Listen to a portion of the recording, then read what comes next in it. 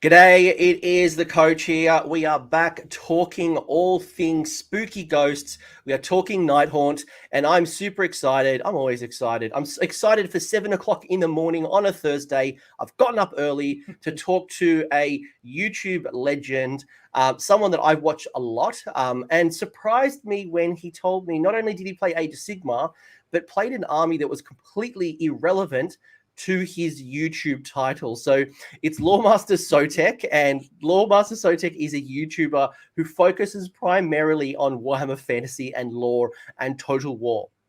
And I'm like, cool, okay, so a guy called Sotech, who's clearly a Seraphon-based army, must play Seraphon. Maybe he plays fantasy lizards and he plays space lizards. But we're here looking Nighthaunt.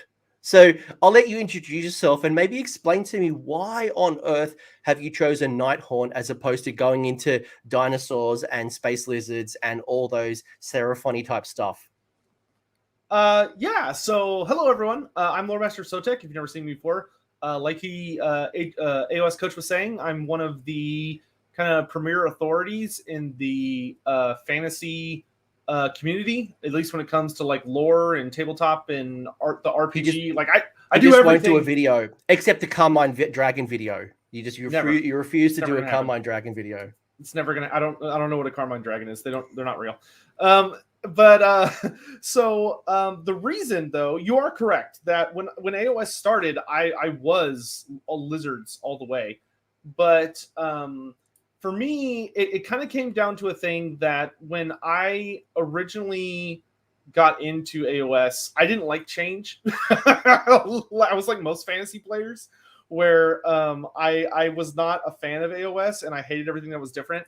And one of the things they did that was different was they turned my jungle Aztec dinosaurs into space demons, because they were actually demons in the first edition. They had the demon. They were bizarre. Super weird. They were like dreamed up about girl. Like it was like dreamed up type random. Yeah. So I just couldn't really get into first edition. I played it from time to time, but I just didn't like the lore of the Seraphon. And then when second edition started, they released the Nighthaunts, and I looked at the minis and I was just like, oh my god, like these are so cool looking. I just loved the aesthetic. Because I had always loved like Karen Wraiths and Spirit Hosts and Banshees in Warhammer Fantasy. So the idea of making an entire army out of that was like wild to me. And when I bought the book and read the lore, I just immediately fell in love with them. Of Nagash just being a tyrannical god who's inflicting eternal punishment through his own really weird sense of justice. And he gives ironic punishments, which I absolutely love, even though they're so twisted. And just between like the aesthetic of the army's mini design and also their lore, I just couldn't not. I just had to play them. They were just amazing, especially Lady Ollander. Learning about Ollander and Valentian, like Ollander and Valentian, their designs are so god tier. I mean, they just look like the perfect bosses for the end of like a 200-hour campaign. Like they just look amazing. And their lore is fantastic. But I started playing them. And then for me, the thing that kind of stuck it is that I've always been a stickler for I don't like to play the most OP armies in any meta. Like back when I played fantasy, I liked playing Lizardmen because Lizardmen were never the top dogs. Well, there were a couple of times they were, but it was very brief. Most of the people who played to win were playing stuff like Warriors of Chaos or Demons. And stuff like that, and I was just never part of that. I always wanted to. I take a lot of pride in finding ways to win with something where you have to make it work. Like you have to come up with your own thing. I don't like to like go online and Google what's the best list and then just run that. To me, that's lazy. I like to have like you obviously missed the moment where you took not Can Race, Grimghast Reapers and put it in Legions of Nagash, which was the horror moment for a lot of us early on with Nighthaunt. That was our introduction. It's like, oh, it's just taking spooky ghosts into Legion of Nagash and then bringing them back with grave sites. But I think one thing that was really cool for me, just to kind of speed up our timeline a little bit, not to say that you're slow, but just like speeding up things a little bit. No, I'm definitely slow. It's okay. No. But for me, just before Age of Sigmar 3 launched, and some people may have missed this, hopefully you didn't, But Broken Realms, which was one of the stories that transitioned us from second edition to third edition, gave a lot of love, probably something that you guys have really lacked for a long time, which is those sub-allegiances, things like the Emerald Host and Rykenorz sub-allegiance. And I think all of a sudden, that has now changed the game for you guys. And then obviously add the fact the third edition has come into play and things have changed a little bit. How are you feeling about third edition? Because the general consensus I'm seeing from Nighthaunt players at the moment, and I think it's more of a fear of missing out, like, oh, we didn't get this, oh, we didn't get this, we lost this. It's a bit not negative, but it's a bit like, oh, we didn't get as much love as everybody else. We don't have the monsters. You know, we lost the re-rolling one saves because Mystical changed and Mystic Shield changed. How are you feeling about them in third? I mean, personally, I definitely feel that Nighthaunt are still incredibly strong. I think they are definitely a tiny bit weaker than they were at the end of second edition. Second edition, the sub allegiances are insanely good. And we only have 2, but they're both really strong in their own ways. And in the book, and it's probably worth noting that in the book, in that Broken Realms book, you got some additional battalions. And I know when I looked at some that's of the what I was battalions, about to say. I'm like, holy shite, this is really good. Yeah, the battalion that I think was a game changer was the Bodyguard for Lady Allender. Like, it basically made Lady Allender invincible, and they actually changed Dreadscythe Heritons to be okay. I still don't think they were worth their points, but they were much better than they used to be, with the exploding 6s to hit. And instead of, I think it used to be exploding 6s to wound or something like that, but they got just way better. And that was insane, like just such an insane upgrade for us. But honestly, I think that because our battalions just weren't that great, like, you know, I think virtually every Nighthaunt player ran the battalion where we got like an extra D6 chain rest back by resurrecting. But for us, like Nighthaunt, we were never a one drop army. We couldn't do it unless you're just playing at like ridiculous points to run like a grand procession. But if anything, most people didn't run battalions because one, the battalions didn't work in your favor, and two, you wanted to maximize your underworlds rule. You'd go 10 drop, 12 drop, 15 drop just to get more of those units coming from the underworlds. Yeah, so I mean, for us, I think that honestly, the fact that all of the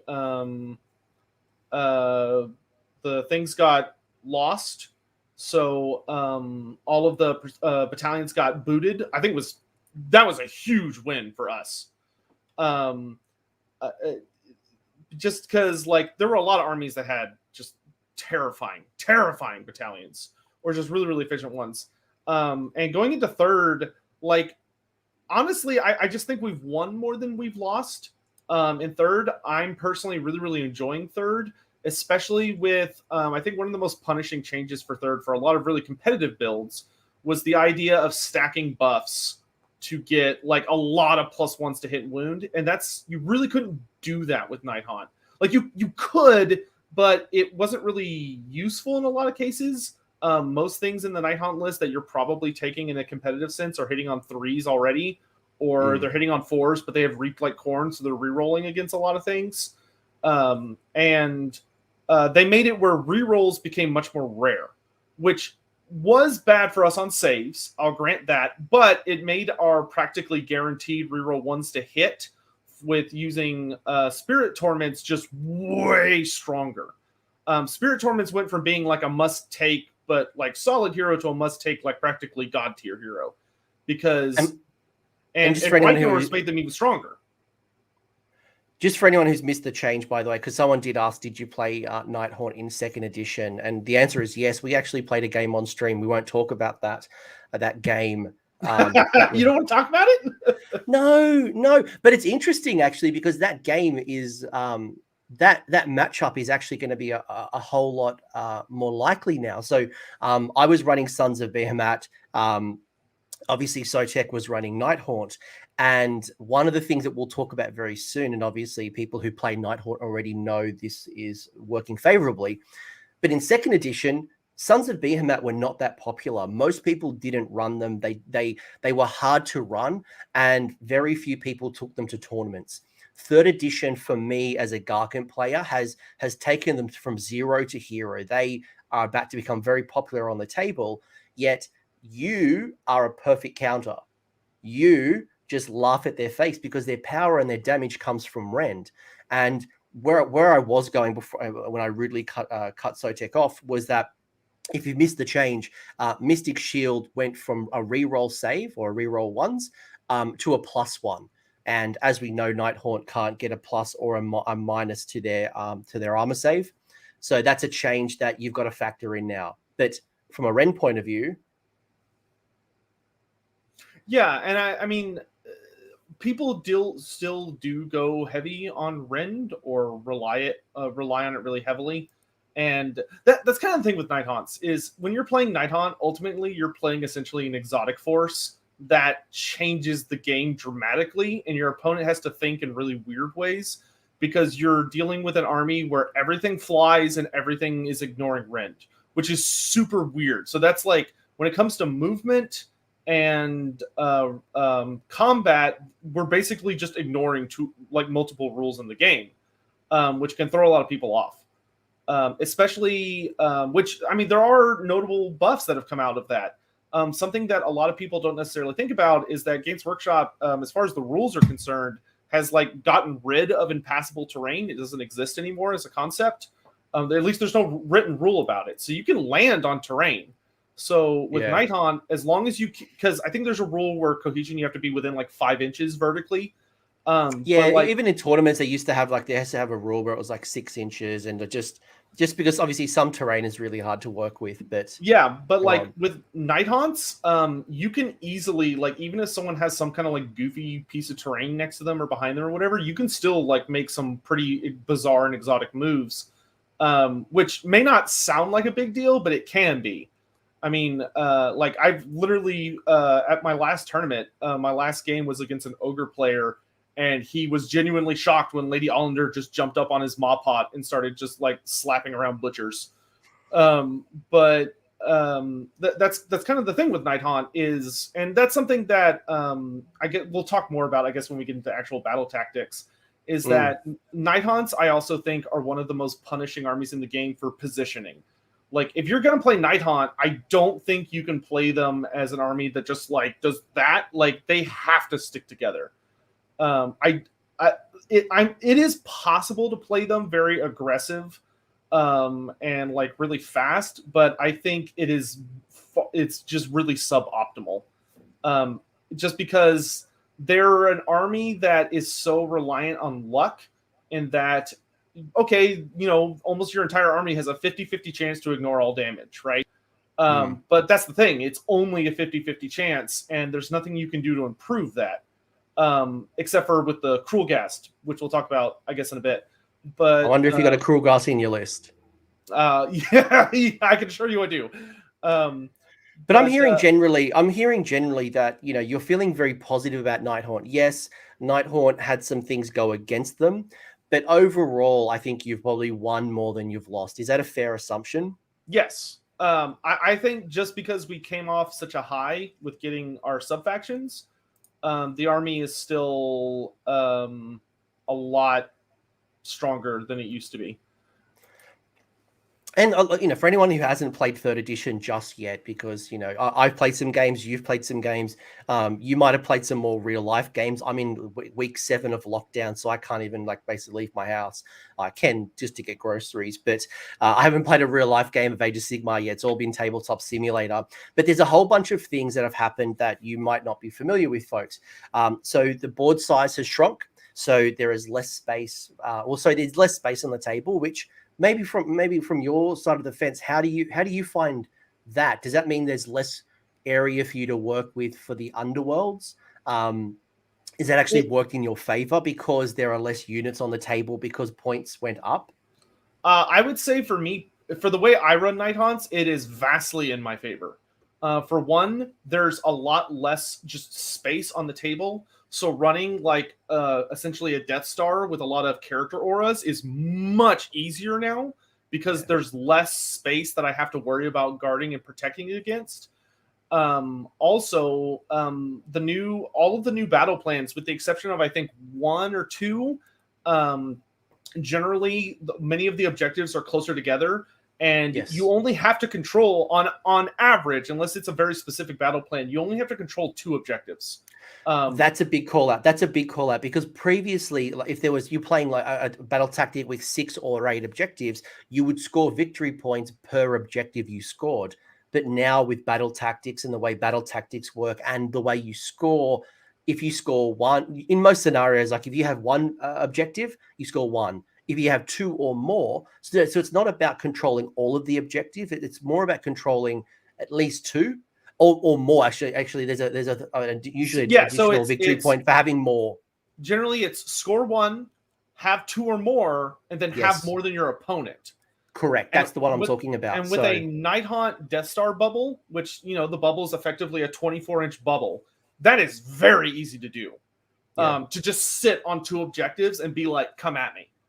And you can play defense and offense. You can defend 2 or 3 and then send the rest of your force to go out and claim. It's a lot easier now. Yeah, and I will say, while the smaller board, you'd think that it would hurt Underworlds. In my opinion, it actually doesn't.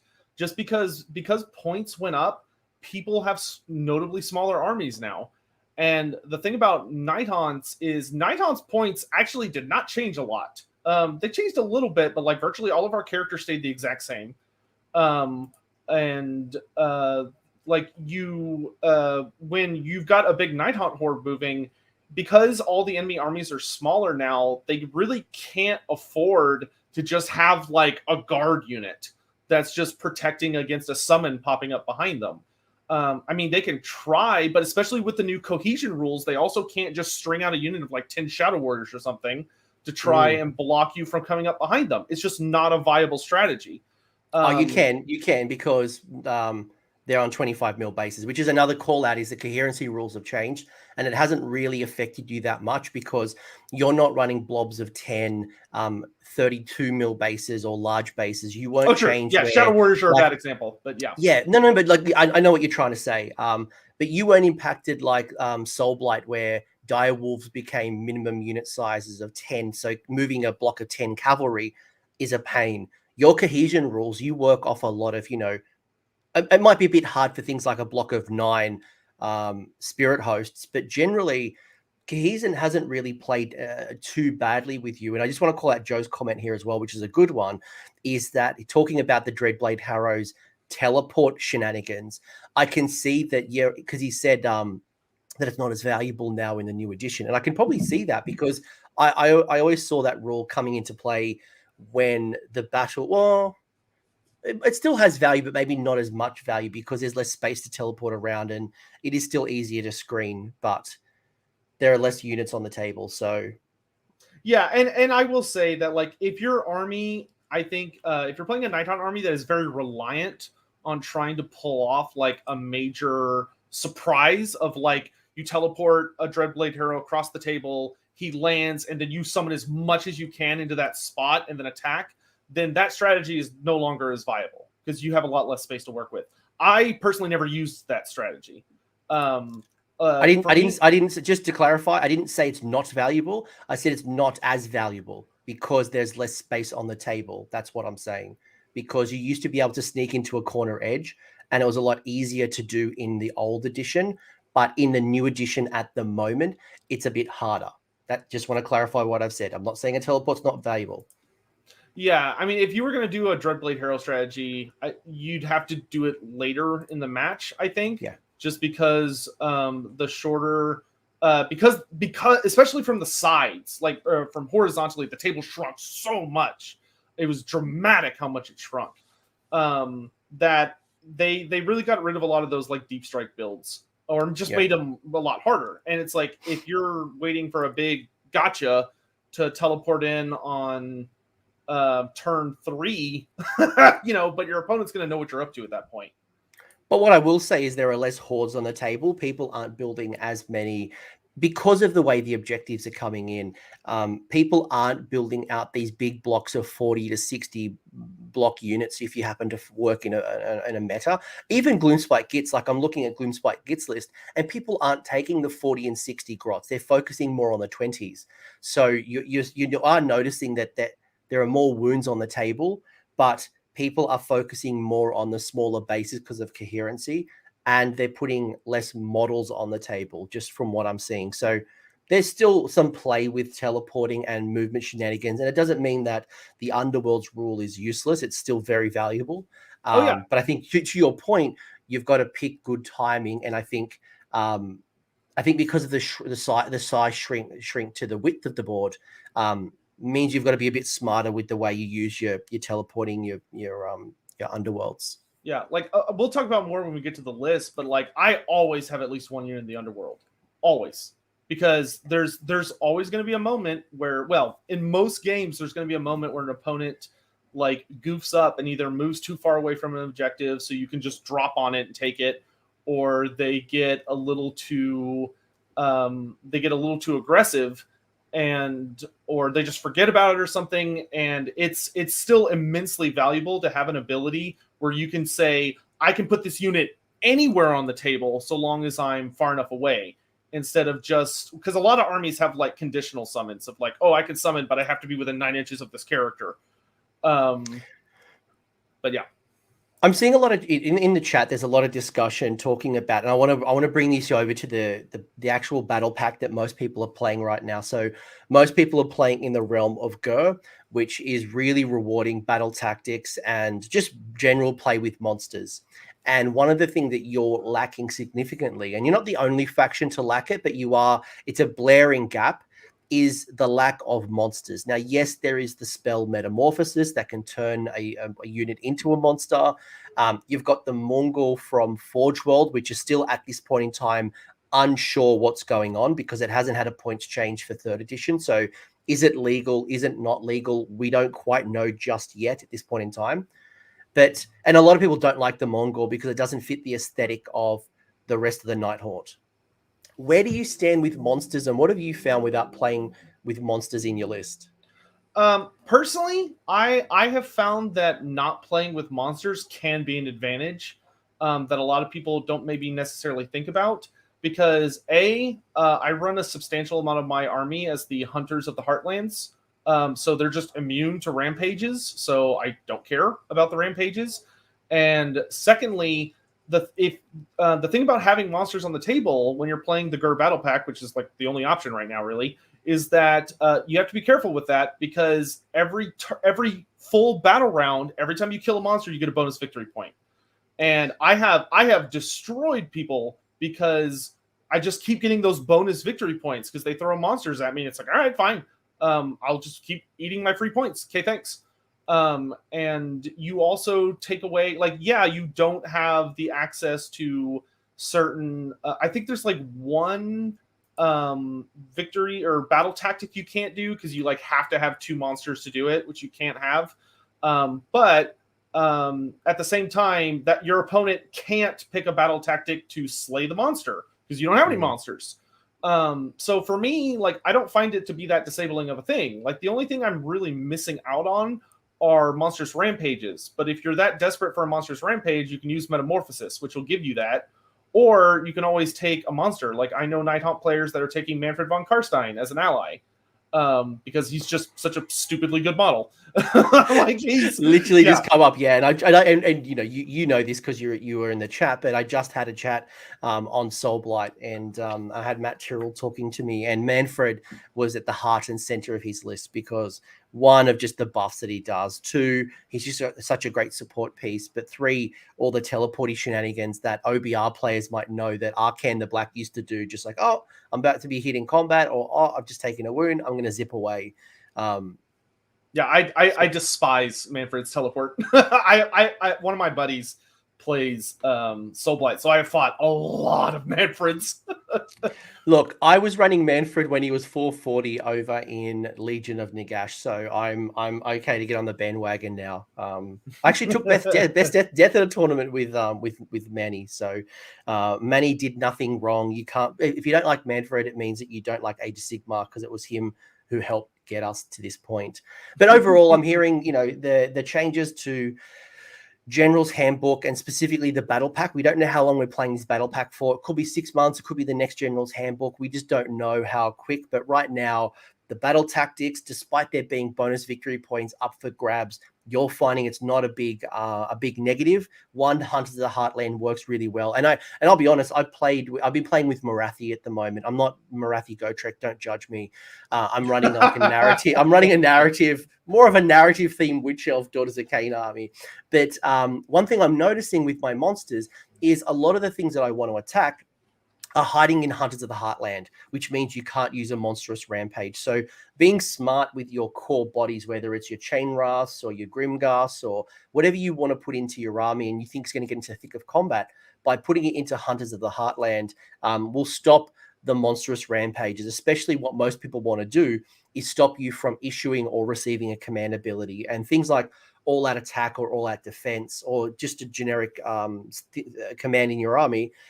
Denying someone from doing that is worth its weight in gold. But if you put your core units in Hunters, then you don't have to worry about it. So it's an interesting play. Yeah, and that's the thing. Like, monsters are super duper good in third, but you know, people should not get the idea that they're like uncounterable or something. Like, there are ways you can really punish people for over investing into monsters, because monsters do come with critical weaknesses. And that, like, if your opponent's running a lot of monsters, it means his army's probably not that big. And if you get like a big surround on a monster, like, he can have, even if he's got like a 2-up save and a 5-up ward, like, you can still throw enough dice that it's gonna get through and kill him. Especially with Nighthaunt. Like, Nighthaunts are hilarious at throwing just goofy amounts of dice. Well, it goes back to our game on the Tabletop Simulator where I was running my sons. And the interesting thing from most monsters is that a lot of them have high damage. Often they don't have a lot of attacks. They often have a lot of quality attacks that do high rend and high damage.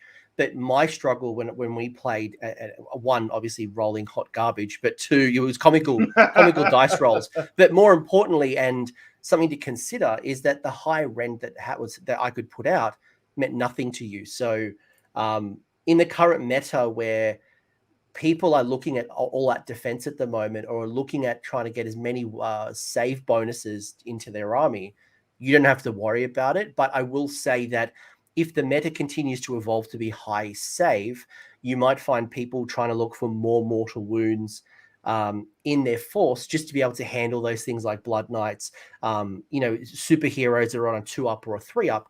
And mortal wounds are obviously the bane of your existence, especially mortal wounds at... Well, all right, I'll let you go. Go. Tell me why.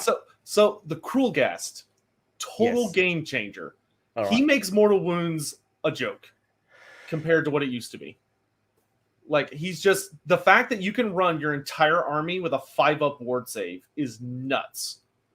Because not like the only other army that can do that better than us now is Phoenix Temple, but pretty much nobody else can run. Well, not Phoenix Temple. Sorry, no one takes Phoenix. You're talking Phoenix. You're talking Phoenix Guard. Yeah. Yes. Like, it is very, very rare that I do not have a 5-up ward save on my entire army. Which just, like, the difference between a 6-up and a 5-up is just, you can't understate it. It's massive. And when Nighthaunts are running with a 4-up unrendable ethereal save and then a 5-up ward save to deal with mortal wounds, and the thing about Nighthaunts, which a lot of people learned the hard way when playing against them, is that if you allow the Nighthaunt player to get his turn and he's got 2 chain wraths left on the table, well, not so much, not as much anymore. The new summoning rule, you do have to be a little bit specific. But by the way, just a quick challenge. Someone's saying that the cruel gas doesn't work the way on mortal wounds. The way it works is similar to what they do in Daughters of Cain. So we might want to clarify that, folks. We'll put that one on pause, because what I've learned in Daughters of Cain is Hagnar used to have a 5-up reroll. What they've done now is that its wounds, just regular wounds, are a 5-up, and you know wounds what? are a 6-up. So he's right. I was wrong on that. I missed that little change of text. So on regular wounds, it's a 5-up, but on mortal wounds, it's a 6-up. But learn something new today. The fact that you've got things like the Amulet of Destiny, where I was going with the mortal wound stuff was just that people I'm finding in meta list right now are building more mortal wounds, especially mortal wound abilities and mortal abilities at range.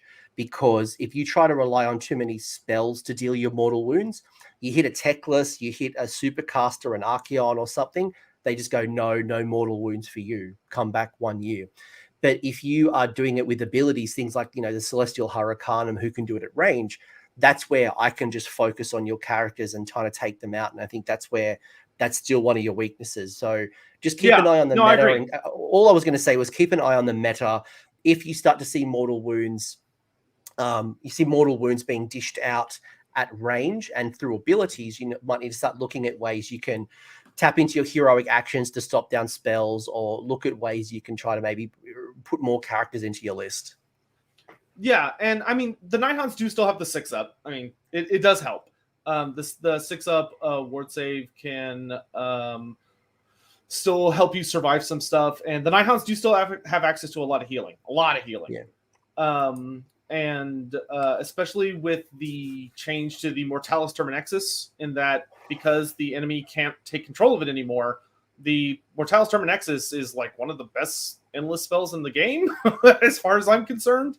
Because I usually use it as just a big healing bomb to just keep my characters like super healthy. Like I played a game recently in the tournament I took first in a few weeks ago, and I had a Lord Croak who literally, fired off his big booms everywhere and did a whole bunch of damage to all my characters. And I just dropped the Mortalis Terminexus and healed them all right back up pretty much instantly. And because of the new magic system, like getting rid of an endless spell for a lot of people is just not fun.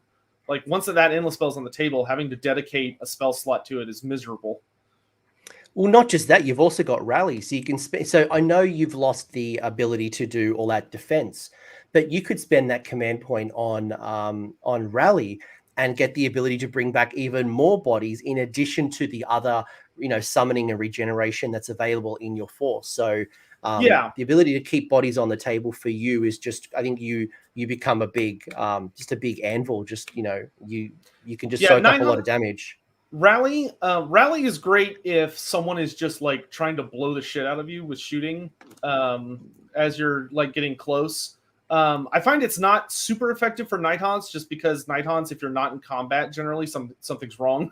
Like you're in trouble, and rally doesn't work if you're in combat range. Yes. So like once you get stuck in, you're going to be relying on your usual heals. But it's with Nighthaunt, as long as you're playing your cards right and you don't overextend, it's generally pretty easy to be able to heal back a just hilarious amount of minis. And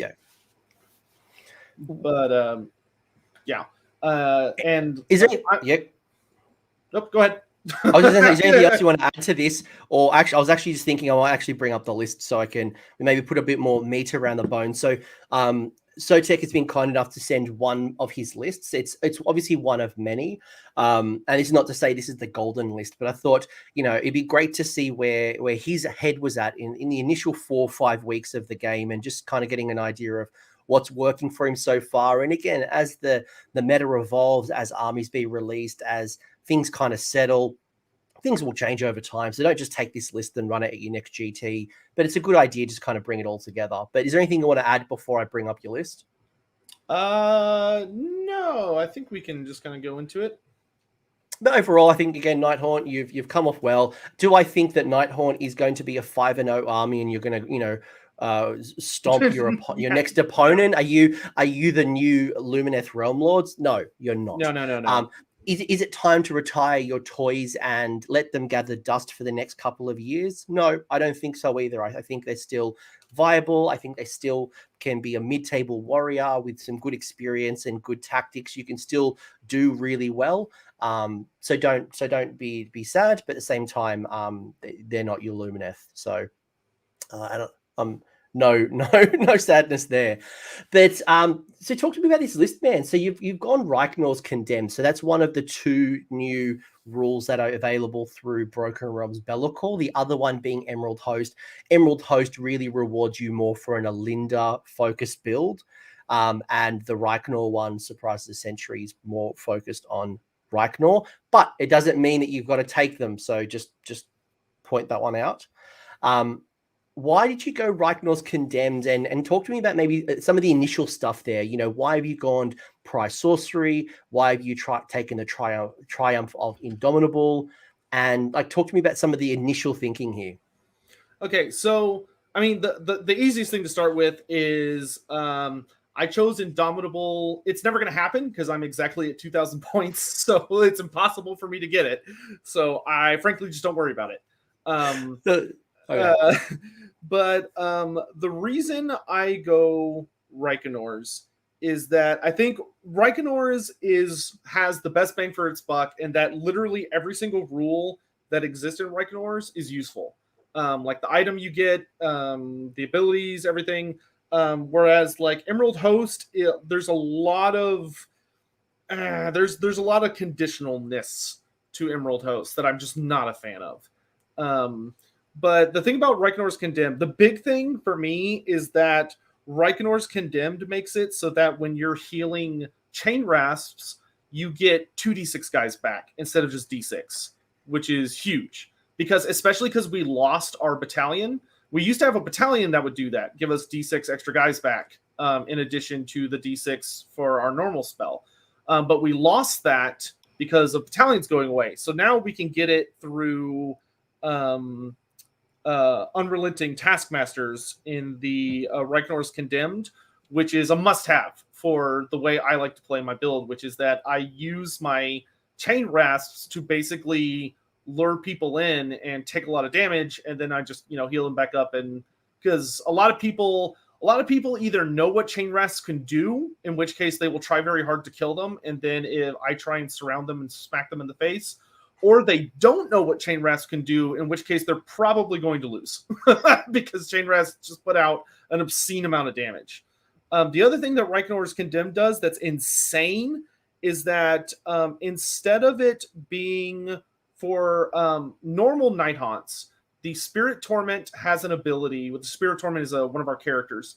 He has an ability where it says any unit wholly within 12 inches can reroll ones when rolling to hit, which is really good. But for Rykenorz Condemned, that rule is instead, it's a 15-inch bubble, and you reroll all failed hits, not just once.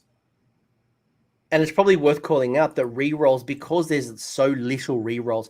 Playing Daughters of Cain recently, and Hagnar gets some really cool abilities with rerolls and just the speed that you get your abilities. I have noticed in Age of Sigmar 3, any way you can get a reroll is just worth its weight in gold because they've stripped it so far back. So that's a really good call out. And I think for me, I think even when we were talking in second edition, Rykenorz Condemned is such a good ability. Just a general sub-faction. You've got your Artifact of Power, that Corpse Candle, which gives you +3 to the cast. You take a mortal wound. What do you do? You heal it back. Yeah. It's whatever. And the nice thing about... Oh, go ahead. No, I was going to add the additional. I can add +1 to hit rolls for the bearer in that phase, and like this, like the command ability, the Death Comes Swiftly rule. Getting some additional movement, and it's just Rykenorz Condemned is such a great sub faction. Yeah, it is, and it's like the Corpse Candle in particular is a bizarrely high utility item, in that it has a lot of uses. In that. If an enemy gets close and they just have that one wound left, or you're just desperate to bring something down, you can snipe an enemy and you're just like, boop, you take a mortal wound and I get +1 to cast. But what I tend to use it for is I really like to save it for when like all of my characters are really hurt after like a Lord Croak spam or something, or someone's trying to like snipe my characters, or someone's really hurt my chain brass. And then I'll hurt myself, get +3 to cast. And if my characters are all hurt, I'll summon the Mortalis Terminexus. And if my chain brass were hurt, I'll use that +3 on bringing out 2d6 chain brass back. Which is just like, and +3 is genuinely hard to stop. There are not a lot of characters in the game that can easily deal with a +3 to cast. No, there's a couple of auto unbinds. You know, again, you come up against Techless, auto unbind, the Knight Incantor. Yeah, Knight Incantor. There's a couple of auto unbinds, but yes, in most cases, a +3 is enough, unless you roll like a miscast. Yeah, unless you roll really bad. If you roll like a double one, like other than that, like you're gonna get it off. But the nice thing is that it's Nighthaunt are thankfully one of the factions where their spells are really, really strong, and it can genuinely make your opponent like really not happy when they have to choose between, do I stop his healing, or do I stop his spell that makes me always strike last? Or do I stop his spell that gives his entire army +1 to hit me and I have -1 to hit him? Like it's a nasty just triple slam on, like, the spells that Nighthaunts have available are very, very, very strong. And I think the other thing as well is you might force your opponent in their heroic action not to heal their leader or try to generate the additional command point. It actually can be, you could always force them to try to get that additional unbind just to stop your wizard. So because you're right, there are a couple of key spells in there that you definitely want. Like whenever I see Soul Cage, I want to stop that straight away. Like I hate Soul Cage with a passion as an opponent, obviously not as a Nighthawk player. But, but you know what I mean? Like there's a couple of spells, and if it means that I need to get that additional unbind, as much as I want to generate that extra command point, because command points, there are so many more ways to spend CP right now. There's just also a spell I've just got to get off. I've just got to stop it. Yeah, and like and just to the last thing I'll mention with Rykenorz Condemned, of course, is the Commandability, which the thing about Nighthaunts is the one silver lining to like Mystic Shield and All Out Defense not working on Nighthaunt is that those are just things we don't waste our time on. So that's a command point I don't need to bother saving, and that's also a spell slot I don't need to bother saving because I can't use either of those things, so I can use them elsewhere. But the Death Comes Swiftly is actually, I think, a command ability a lot of people sleep on. But it is absurdly strong because as long as you keep your Nighthaunts close together in like a nice character bubble, being able to pick a unit of Chain Wraths and give them an extra 6 inches of movement, which you combo with the item I have on the Cruel Gas, the Paladin of the Feldwind, which gives a 3-inch bonus to movement. That's plus 9 inches. So they are without running moving 15 inches, which on how small the table is, like you can just, and you're a flying unit. So like there's literally nothing stopping you from just going wherever you want. You can sit on an objective. You can deny them from getting. There's a whole bunch of things you do with plus 9 movement. That's just what. So what does that make your general troops like? What's a base move of like your chain wrath? So the slowest thing in the Nighthaunt army is 6 inches. Which I was going to say. So you're about 15 inches, kind of average, minimum kind of thing. Yeah. But that's what I think the pendant of the. I guess I should start talking through my list, huh? Well, yeah, we can talk about the list now. I just thought I thought I'd just put some thinking around, like, you know, why price sorcery. You've obviously got a lot of battalions as well. So like what drew you to those particular battalions? I thought I'd just kind of like get some context, and then we can talk about some of the choices there, because I imagine the first thing people are already saying is, why no dread scythes? Why have you taken Rykenorz without actually taking Rykenorz? Why is it a Lady Alinda in Rykenorz? Like, it's probably a lot of questions. Rykenorz. Such a cool looking model. He's just not good, man. Quick one. Price sorcery. Why price sorcery is your grand strategy? Because frankly, when I looked at all of the options for all of the things, I like to choose defensive ones, because ultimately your opponent can play denial if you are choosing a grand strategy that's like you have to kill something of theirs they can play denial where they just run away from you, and it's hard to stop that a lot of the time. So I don't like those ones. And then for me, it came down to Battleline or Wizards. And frankly, I have found that because I run my characters as a Death Star, so it's units and then characters in the center, it's very, very hard to get to my characters. And most of my characters are wizards, or half of them. My Knight of Shrouds, the Guardian of Souls, and Lady Allender are all wizards. So to kill all my wizards, if you manage to take down all three of those guys, you've probably tabled me. Because they are going to be at the center of my force, and they are hard to kill. They're very tanky when it comes to like saves and stuff. And I have a lot of healing. So if they're dead, I've already lost the game anyway. I found that it's just the most reliable strategy, and that I can also play keep away. You know, if I know a game's coming down to it, and I've like maybe accomplished a battle tactic, or I know if he gets the battle tactic, I'll lose, but I'll win if he doesn't, then I'll just take whoever my last wizard is and just run away. And you've also got things like redeploy as well. So if someone goes to charge in that last hero, you know, spend that command point, move in the charge phase, the additional D6, and you can kind of retreat them away and make that charge harder, or maybe deny them the charge altogether. So yeah, with the amount of heroes in your list, and obviously knowing how Nighthaunt plays, which is shoot the heroes, and if you can kill all the heroes in Nighthaunt, you normally kind of disarm the force. So if you've got them still on the table, yeah, it makes complete sense. But yes, hold the line, which is obviously keep your battle line on the table, also works. But I can see why you do that. Yeah, I find in my experience that if like it's very normal for my entire battle line to get wiped out in the game. It's very unusual for all of my characters to get wiped out in the game. So just from my experience in the way that I like to play, where frankly my characters are more of kind of the threat core, because as long as they're alive, they're just buffing everything, even each other, so they can be very dangerous on their own. Whereas like my core units are disposable. I don't really care if they die. Like I will get the best mileage I can out of them, but if all my battle line die, whatever. If Lady Allender's still alive, I'm fine. So that's kind of the thing, is that to me, my wizards are not disposable. I need them to be alive in order for things to be grooving.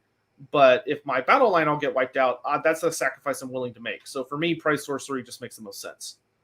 Cool. So let's talk about the list choices. So obviously we don't have to go into exact detail if we don't want to, but you know, you've obviously got a couple of leaders. In fact, I think you fill in all your leader slots. You've got your Guardian of Souls with the Nightmare Lantern, which is the general commandability of ruler of the spirit hosts, and the Corpse Candle, which is obviously the Rykenorz artifact you've got to take.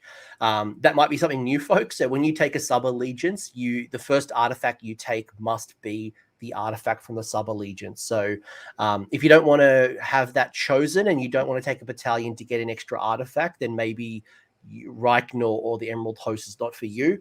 But you've got your Corpse Candle, which is auto-assigned, and then you've got the Spirit Drain, which is the Law of the Underworlds. You've also got a Knight of Shroud with the Soul Cage. You've got the Cruel Ghast with the Fellwind Pendant. You've got Kurdos. You've got Alinda with Shade Mist, and you've got a Spirit Torment. And you've wrapped this up in a double Warlords battalion. Yeah, and for me, the big thing there was I really wanted those double items, because the goal for me was to run. I wanted every possible buff to make my Death Star as Death Starry as possible. So I took every single hero that I could. Like if there had been a seventh slot, I probably would have tried to bring a seventh hero with the Ken Wraith, or like some cheap hero. If I could have brought like a Knight of Shrouds on horseback, that would have been awesome. But these guys are the best in my thing. So I kind of have like a theme for my army, which there's a tactical reason behind it too.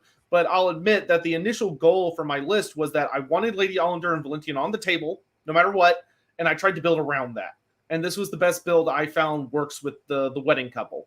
So the thing about them is that they are kind of the powerhouses that do a lot of the heavy lifting, and they hit really, really hard, and they have super annoying abilities. So people really want to kill them, but because I'm running this Death Star behind them, it makes it where the Death Star can do a lot of the work, because a lot of the times people get overly focused on Valentian Allender.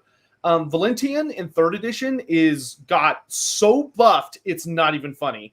Like, his 2nd edition version was garbage compared to his 3rd edition version. In that, for one, command points are much more valuable now and also much harder to get. And for some reason, Games Workshop said, oh yeah, Valentian can steal command points in both hero phases, not just one hero phase. So let me pause you on that one. Just a couple of quick ones there. Thank you for clarifying that, because some people may not have looked at the Kurdos rule, and the ability to steal command points in this game is super frustrating, because it makes me either one, my heroic action has to then go to be trying to generate a command point back, and that's only on a 4+ unless my general's dead, which then I'm losing a command point anyway. So one, that's super annoying. And two, I just wanted to ask you a really quick question before we continue, is what's your thoughts on Emerald Host with a similar type of list? Would this kind of work with Emerald Host, or given that you got a Linda, or do you think this would change dramatically if this looked like a Emerald Host list? It would change dramatically. Emerald Host doesn't have any synergy with this build at all. Emerald Host does two really cool things. The two really cool things that it does is that you pick a character and you give them -1 to their save. Though I've had some debates with players in my local area about how exactly that rule works in regards to, does the -1 from Emerald Host, is it a -1 to your characteristic? Because in the sense that with the +1 max for save, if you like target Archaon and he goes from a 3 up to a 4 up, right? Well, then with the +1 to rule system, would it count as it being 4 as his save now? So he can only go to a 3 up maximum? Or is it that he's kind of been rended by 1, so he can still go down to a 2 up? Because I'd have to have a look at the words. Yeah, right. Because is it a -1 like rend, or is it a characteristic change? So I'd need to look at the rule. Yeah, there's been a lot of argument about that, so that's a huge kind of already on a rule that you can only pick one character who you give that -1 save to, which is good because a lot of people do tend to run big stompy guys right now. And if it does like make it where they cannot get to a 2 up anymore, then honestly I could see that being worth it on its own. There's a lot of heroes. There's a lot of heroes with all that defense that do become around the 2+, so they become this unstoppable tank monster. So if that is true, and if that does work out to be that way, and whether it needs FAQing or we need a rules as written type interaction, it might be worth looking into, because that would actually be really good right now with a lot of monster heroes in the meta. Yeah, and the other thing with Emerald Host that's good is that there is a rule where you get a bodyguard. Your general functionally has a bodyguard, but they only are bodyguarded by hex rates. So so this build would be completely not viable. And also chain rasps are garbage in that build because they don't get reroll alls to hit, and you also only get to resurrect D6 guys instead of just 2D6. It's just this build will not work with Emerald. If you're running Emerald Host, I just know there's going to be a lot of people who are going to ask about Emerald Host, because they're like, I really want a Linda to work in Emerald Host. It's obviously, I think Emerald Host is good, but Emerald Host, you need to be running hex rates, son. Like you need to have lots of hex rates because they're just really, really good. This one really rewards you with Glade Wraith, Chain Rasps, and Chain Ghast. Like this is definitely more of that type of build. Yeah, if you want to be like, I want to make a really tanky character and I want to like fly across the table with like an almost entire cav army, then Emerald Host will work for you. But I will tell you that Emerald Host just does not have the utility of Rykenorz. It just doesn't. No. I agree. I think my personal opinion, if I was running Nighthaunt, Rykenorz, unless I had a really good reason to go the other way, I think Rykenorz just stands out. And I think it was Hubby who said the same thing. It's like, Emerald Host pales. Not to say it's rubbish, but I think it's just a lot of the way that I would build my Nighthaunt list definitely goes down the Rykenorz route. Cool. No, we kind of acknowledged that just for anyone who's begging for an Emerald Host kind of discussion. Also, the item for Emerald Host is garbage. It's one of the worst items in the game. I think it's terrible. Yeah, I remember going. I remember looking at the corpse candle, just going, "Holy shit!" Yeah, corpse candle is amazing. +3. Emerald Host, I would rather just not have an item. It's like, oh, +1 attack on a Knight of Shrouds. Woo! but more importantly, it forces you to take a battalion that then requires you to get an additional artifact. So because your first artifact assigned, you've got to find a battalion to get that extra artifact just to kind of get something that you might want to use. But all right, we've talked enough about Emerald Host. Back to the Rykenorz train. So you've talked about the wedding couple. So I want to talk about Valentia and Allender just a bit. As far as like just focusing on Valentia, we talked about stealing command points. Granted, it only goes off on a 5-up, but since that's the important thing to mention about Rykenorz. I forgot. Rykenorz does not have a command trait. That's also why it's amazing. Emerald Host does have a command trait. If you run Rykenorz, you can take Lord of the Spirit Hosts or Ruler of the Spirit Hosts, which you should because it's amazing. Which we'll get to that in a minute. But Tucker Ray said the same thing. He's like, giving up Ruler of the Spirit Host is just a tough sell, which I agree. I absolutely agree. But Valentian, I will say, honestly, if you steal like 2 command points over the course of the game, which is very likely, I feel like he gets his points worth, frankly. Especially when you get into the second phase. Like, say your opponent takes... I've noticed that Valentian is at his prime if an opponent gets a double turn, and Valentian manages to just snatch one of those command points. That is brutal, because for a double turn, someone has, they're like, okay, I'm going first. If Valentian rips away, so they're like, oh, I generated 1 command point, and my second one I only get on a 4-up. Like, that is devastating. And Valentian also can really punish people when you as the Nighthaunt player, or it doesn't matter who it is, but when you get into that second phase or that second turn of the battle round, so your opponent is waiting to get that extra command point for their general still being alive. If Valentian snatches that and you're like, oh, now I've got 2 command points and you've got none, like I've been in games where it just completely changes what's happening because they're like really reliant on like a certain ability. Like I fought Manfred von Karstein's and they go in with that like +1 to hit and wound aura or whatever it is, and Valentian eats the command point and suddenly they can't do it. Like they don't have any command points. And for me, like if you steal, like obviously, faction command abilities aside, you could stop me, or you could make me have a hard decision, or stop me altogether from doing Unleash Hell and shooting units in the charge. It could stop me from doing a rally or a redeploy. Or if I'm concerned about Inspiring Presence, it means that I'm not spending any other command points during that turn because I'm keeping my 1 soloed commander point for Inspiring Presence, which I may or may not even need. So you've made a really tough choice for me as an opponent if you can nick that command point. Yeah, and most importantly, it also gives it to you, the Nighthaunt player. So suddenly you've got a bonus command point you weren't even intending on that you can now spend on something. Though granted, we don't synergize very well with a lot of the command abilities right now. More importantly, you stole it from me, which is just far worse. And the other thing is that the other thing about Valentian is that, frankly, he hits really, really hard. And a lot of people don't realize how hard he hits until he gets up close. If you're running him in your Death Star, then he is guaranteed to be hitting on 2s, rerolling 1s, and wounding on 2s, which is a lot. And the thing about Valentian is that all of his attacks are at -2 rend, which is very respectable. And he does D3 wounds normally, but if you roll 6s to wound, he does D6 wounds. And it is not unusual for him to walk up to something and just suddenly do like 10 wounds easily, just with his scepter. The only bad thing about Valentian's design is that whoever designed the Nighthaunt book wasn't thinking very well when they wrote his scepter rule, because it's like it gives him rerolls to hit, which is you already get everything else. I don't know if it was rerolls to wound, his scepter would be awesome, but and of course, do you think it's worth using all that? So not all that defense.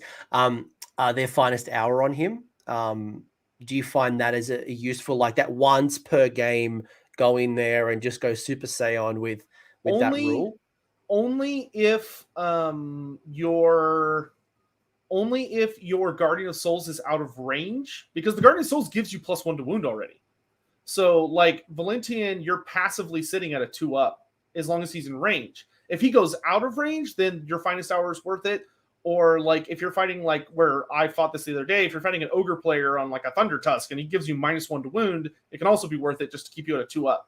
But you can't go better than a 2+. So their finest hour is completely useless on Nighthaunts because it gives you +1 to save, which you can't have, and then +1 to wound, which you can't have. Which is why I wanted to call that out, because if you do move out of that bubble aura, awesome, you've got now a way to get a +1 to wound. Obviously the +1 save means nothing. Or if you do find yourself in the aura of a Frost Phoenix, or you do find a -1 to wound, you've got a way to get back to a 2+. Yeah, that's true. It's not useless. There are times where it can come in handy, and it makes Valentian, or really any of the Nighthaunt characters, very scary in a fight. Valentian is going to be your heaviest hitter, though.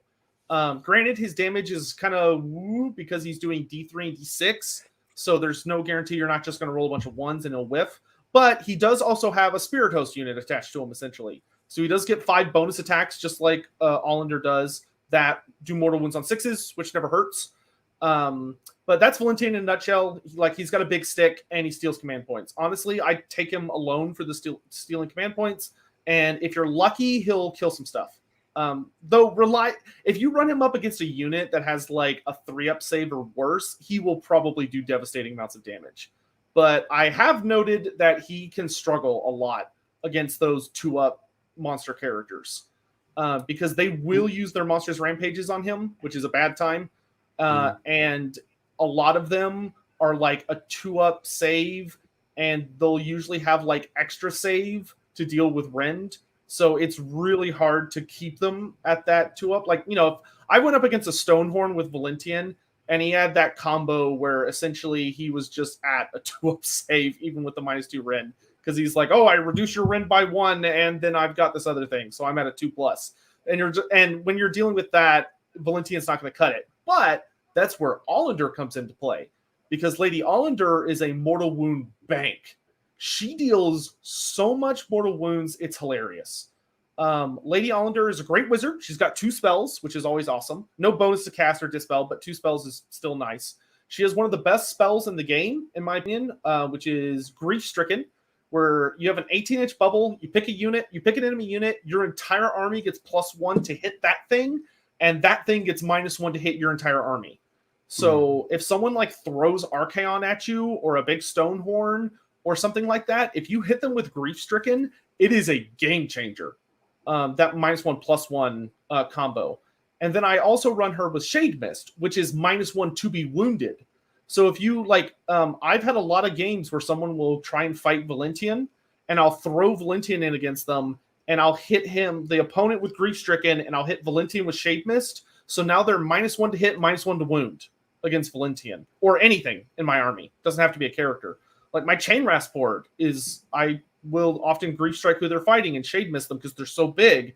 And -1 to hit, -1 to wound is brutal.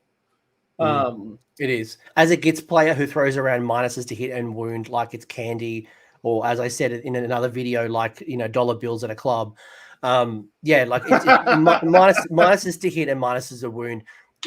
Make your army so much more durable. And my Gits are only like a 6+ save, so they die to a stiff breeze. But when you add that -1 to hit and -1 to wound in, the fact that you're ethereal, and then you can bring back bodies through summoning, it just makes that 20 or 30 wounds in a unit almost like 60 wounds, just because of the amount of durability in that list. So don't sneeze at the minuses. Yeah, but the biggest thing about Allender is that she can deal mortal wounds through 3 different ways. And they're very hard to stop, which is the nice thing. Well, they can't be stopped because they're abilities. And that's the thing. They're not spells.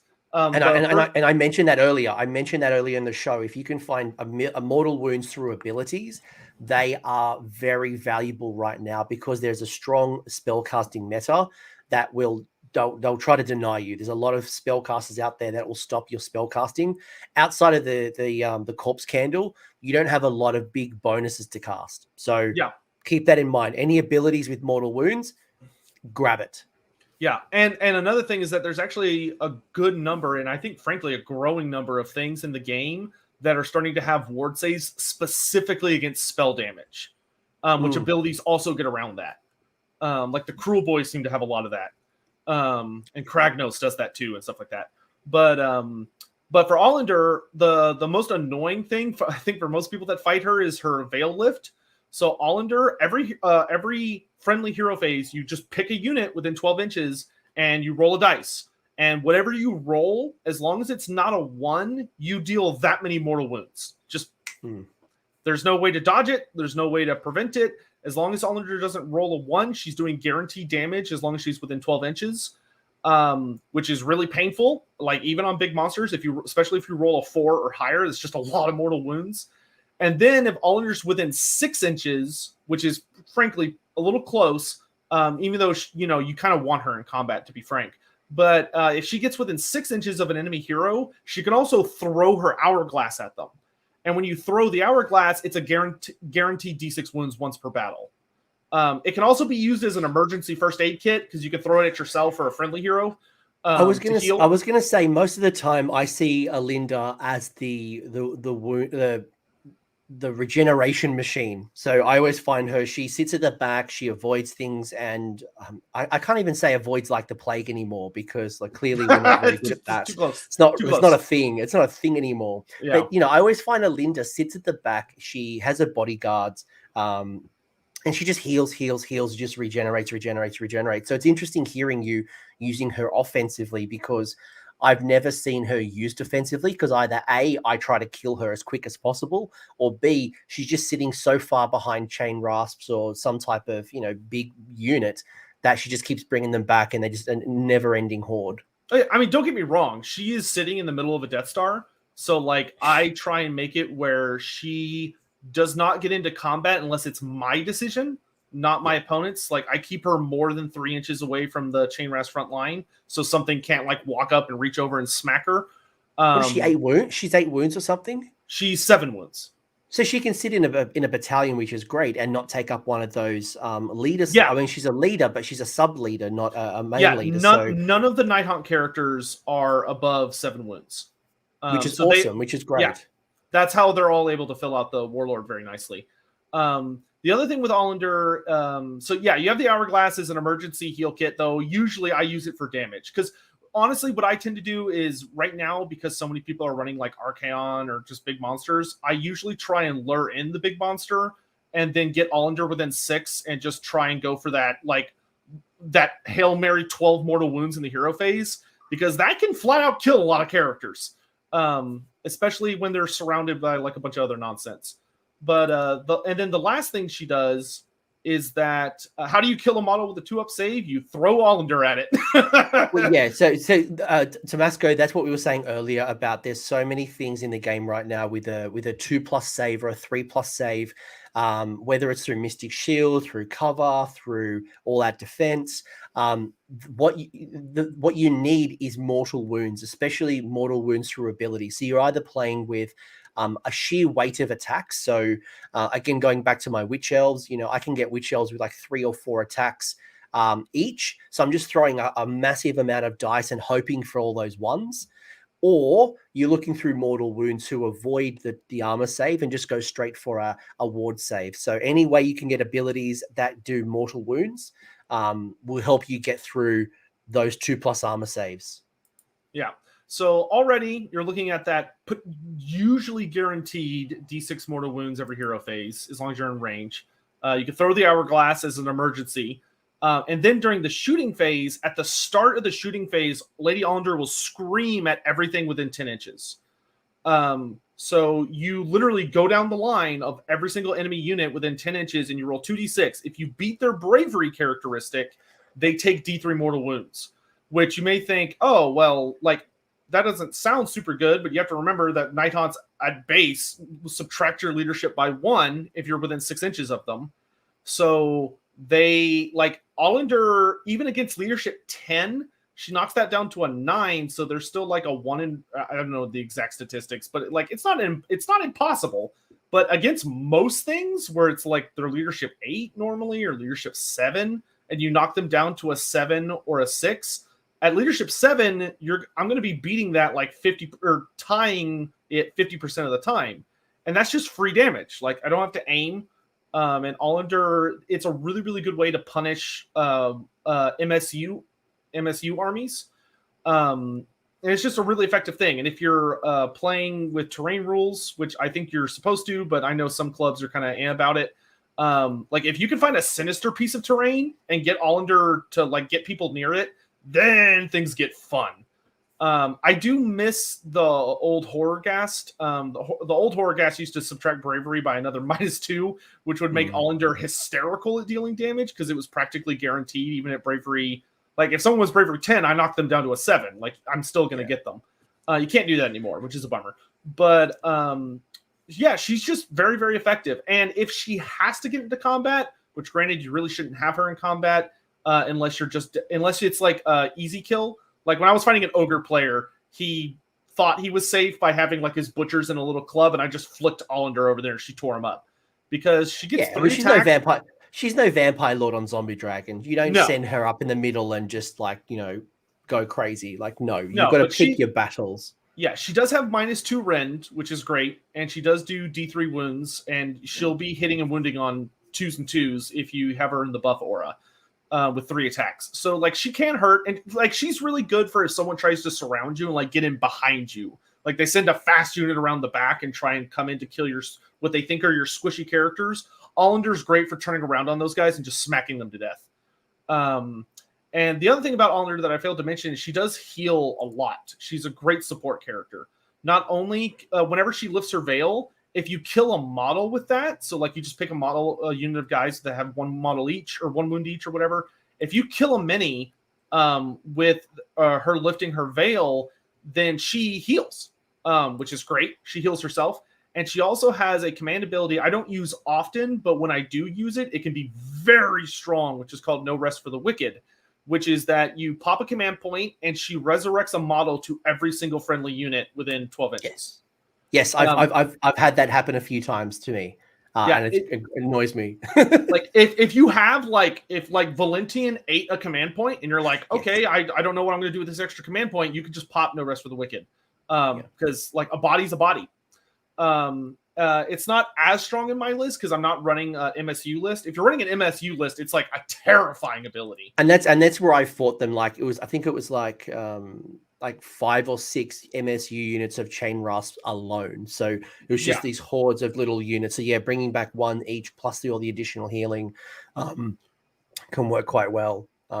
Yeah, and there is a lot of healing in this list for bringing back models because Allender can bring back a model using No Rest for the Wicked, which I still have a decent amount of units, and it's really strong on Spirit Host because it brings back a model. So not a wound, a model. Yeah, here's and that that's another point for Emerald Host as well. If you're running heavy Hex Wraith MSU, that's a really strong ability. But the big player, the king of this list, a lot of people underestimate is the Guardian of Souls. So he's my general, and he is hilarious because he gives a +1 to wound for everyone wholly within 12 inches. He also has Ruler of the Spirit Host, so every hero phase, I pick a unit nearby and I resurrect D3 models for free. Don't even have to do anything, I just get that. Then he's got the Corpse Candle, so he can send off a super spell if he needs to, if I need like a really big heal. And then I give him the spell Spirit Drain. Spirit Drain, I don't think is a spell people traditionally take, but because I have so many wizards, I used to run Spectral Tether, which Spectral Tether is you pick a hero and heal them for D3. But because the Mortalis Terminexus already does that, and it heals all of my heroes for D3, so it's just better, I decided that I'd rather have Spirit Drain, which is you pick an enemy model within 18 inches, and you roll a dice for every wound on their wound characteristic, and for every 6, they take a mortal wound, which may not sound great, but if you're fighting Archaon or someone's running I've had someone run a Stonehorn in my face with like 15 wounds or whatever. That's a lot of dice. I roll those dice. I've done 6 mortal wounds with a spell. That's enough to bracket, and it's enough to bracket them. That's able to, significantly reduce their profile before they even get into combat. Yeah, I will say it's a spell I very rarely cast. The only time I'm casting Spirit Drain is usually if I've already summoned the Mortalis Terminexus and all of my units are at full health. So like it's like, well, okay, I've got this 18-inch damage spell, I might as well cast it. But his job is to summon the Terminexus or use his War Scroll spell to summon 2d6 Chain Rest back. That is his job. And the Mortalis Terminexus is incredible right now.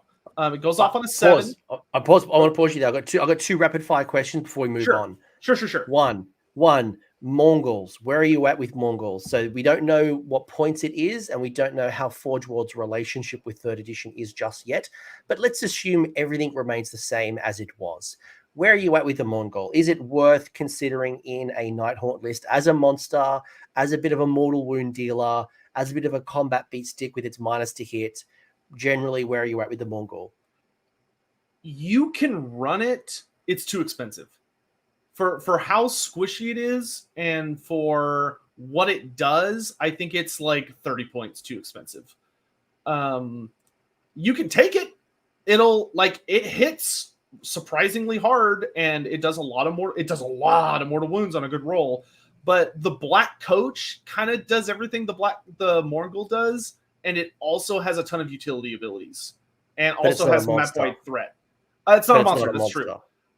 But like the reason, like if you're running a Mongol, the only reason if you're like, man, I really want a Mongol over a Black Coach. The only reason I can think of for that would be that the Mongol has the -1 to hit aura, which is okay, but it's definitely not as good as it used to be back in the days where you would like run stacking -1s.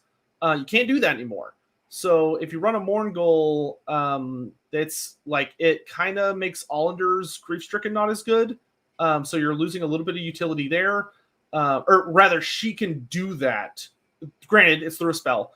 And the other thing is that one monster, especially a Mongol, which is rather squishy as far as monsters go, in that he's got a 4-up ethereal, but he doesn't have a lot of wounds, and you cannot heal him. That's the main problem. If you're playing Nighthaunts, the only way the Mongol can get wounds back when he takes damage is by killing enemy models. Yes, yeah. Or if enough enemy models have died and he's inside of a Death Star with a Spirit Torment right next to him, so the Spirit Torment can feed him wounds. But if you're running a monster, it shouldn't really be hiding in your Death Star. It should be out like smashing flanks and stuff. And the Mongol just isn't designed for that. It's meant as like, it's kind of meant as a Death Star monster, but I just don't think it's so expensive. It's nearly 300 points. And there's just so much more you could do with that that is just way stronger.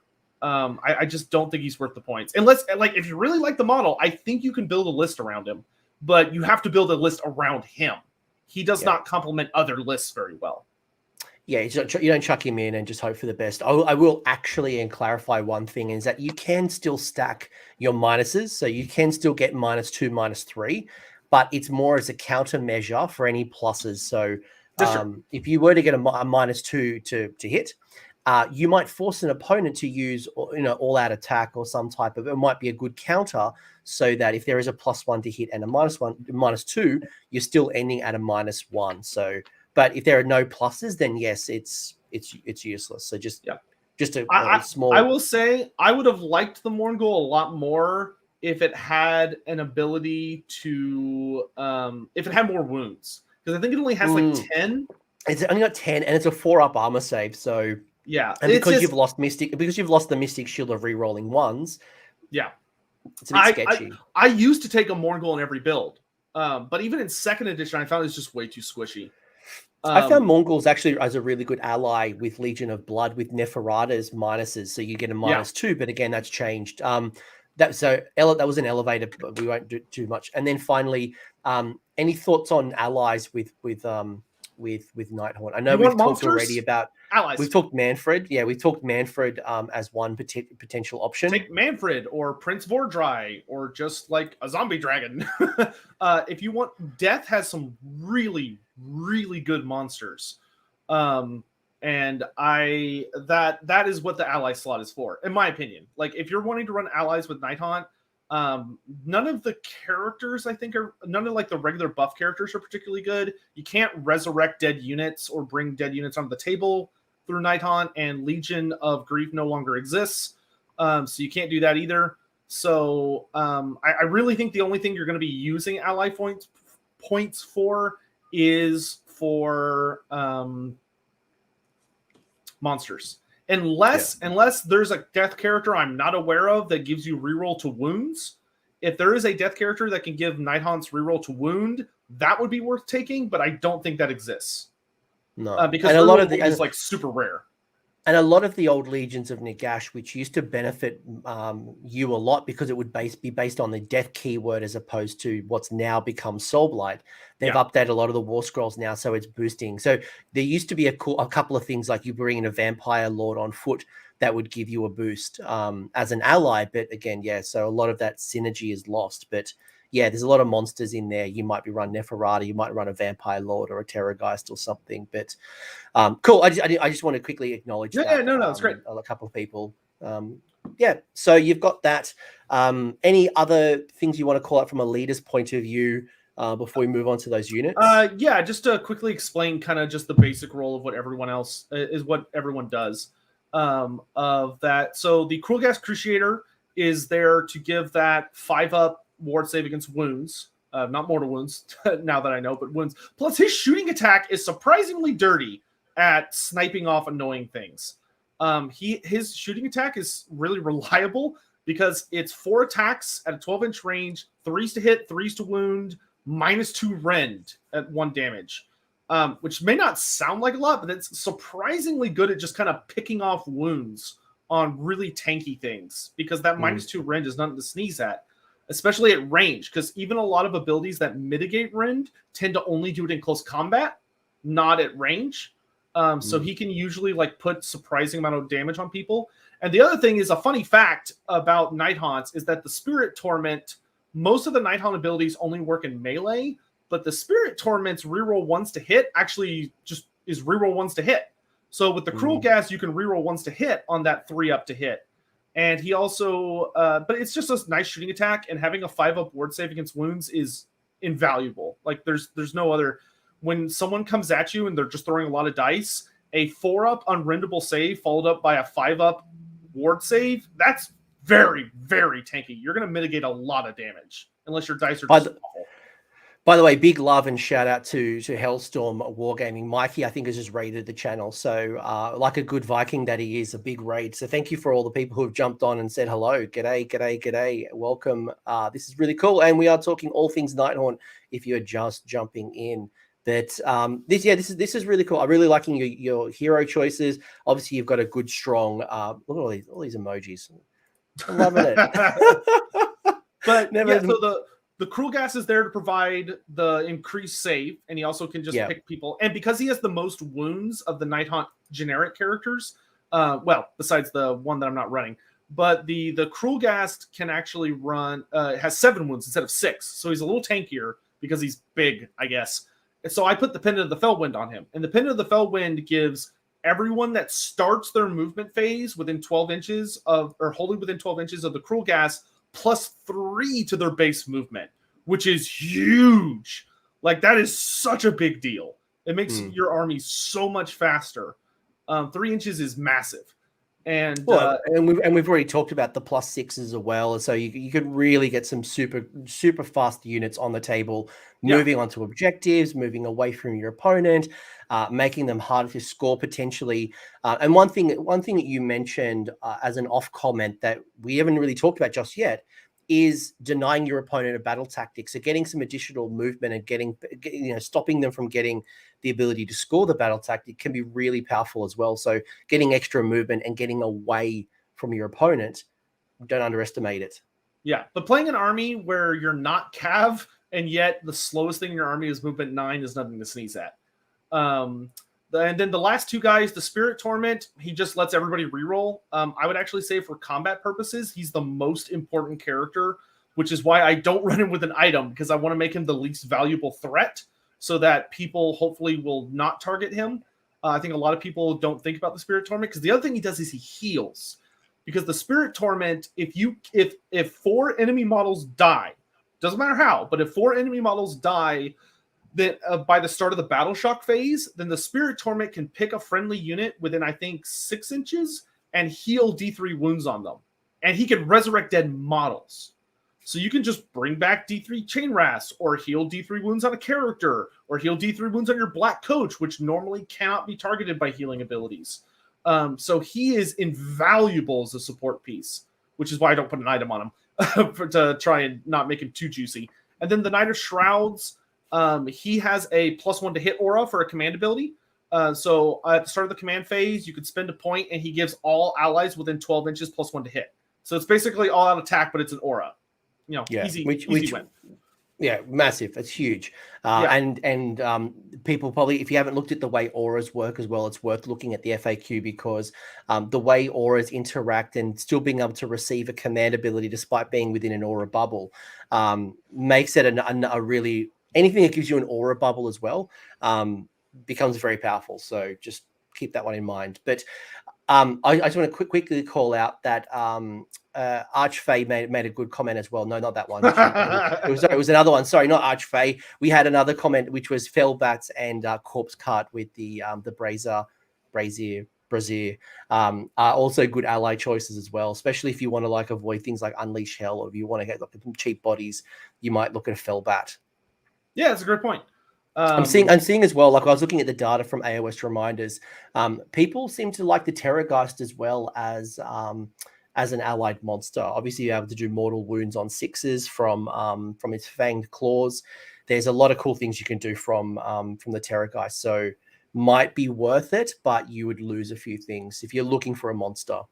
Yeah, and then the last thing for the characters is just that with that Midnight Tome, it makes the Night Shrouds a wizard, which is like a generic item that exists, but the Night Shrouds version I think is a little better because he can take from the it's something we've always had, which is just nice. So it makes the Night Shrouds a wizard. So he gets an unbind, he gets a dispel, he gets a single cast, and I gave him Soul Cage because he's going to be in the fighting. The Soul Cage is very short range; it's only 12 inches. So for him, I just keep him right behind the front line for that +1 to hit aura. He also hits very hard himself. 4 attacks, and with his aura, he's usually going to be 2s and 2s, rerolling fails to hit, and he does 2 damage, which is just very reliable damage, -1 rend. He's not going to be winning you any major duels, but he can slap people around a little bit. And so together, the thing that I really like is that all together, this means that everyone within a 12-inch bubble in my army is +1 to hit, +1 to wound, re-rolling 1s to wound unless they're chain gas, in which case they re-roll all fails to wound, and they also have a 5-up ward save against all non-mortal wounds. So that's the buff on everybody within 12 inches. So 2 things. First, that's crazy. And just to clarify the whole Death Star stuff, so that's obviously what they're talking about is you've got this big bubble or aura of a bunch of like troops that are just moving together in a single force, which is why what Sotech said with the pluses to hit, the pluses to wound, the rerolls, you're moving them together as this cohesive force and just maximizing all those benefits within that the range bubbles of at 12 or 18, so that they just unleash their full potential.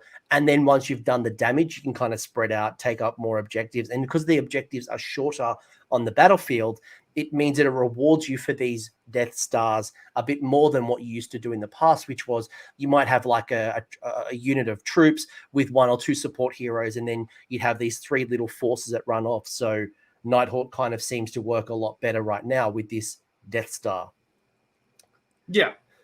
People are raging me about the the Harridans. Like 100 people have already said, like, where are the Dreadsides? I really like Dreadscythe Harridans, but they're really expensive for what they do. I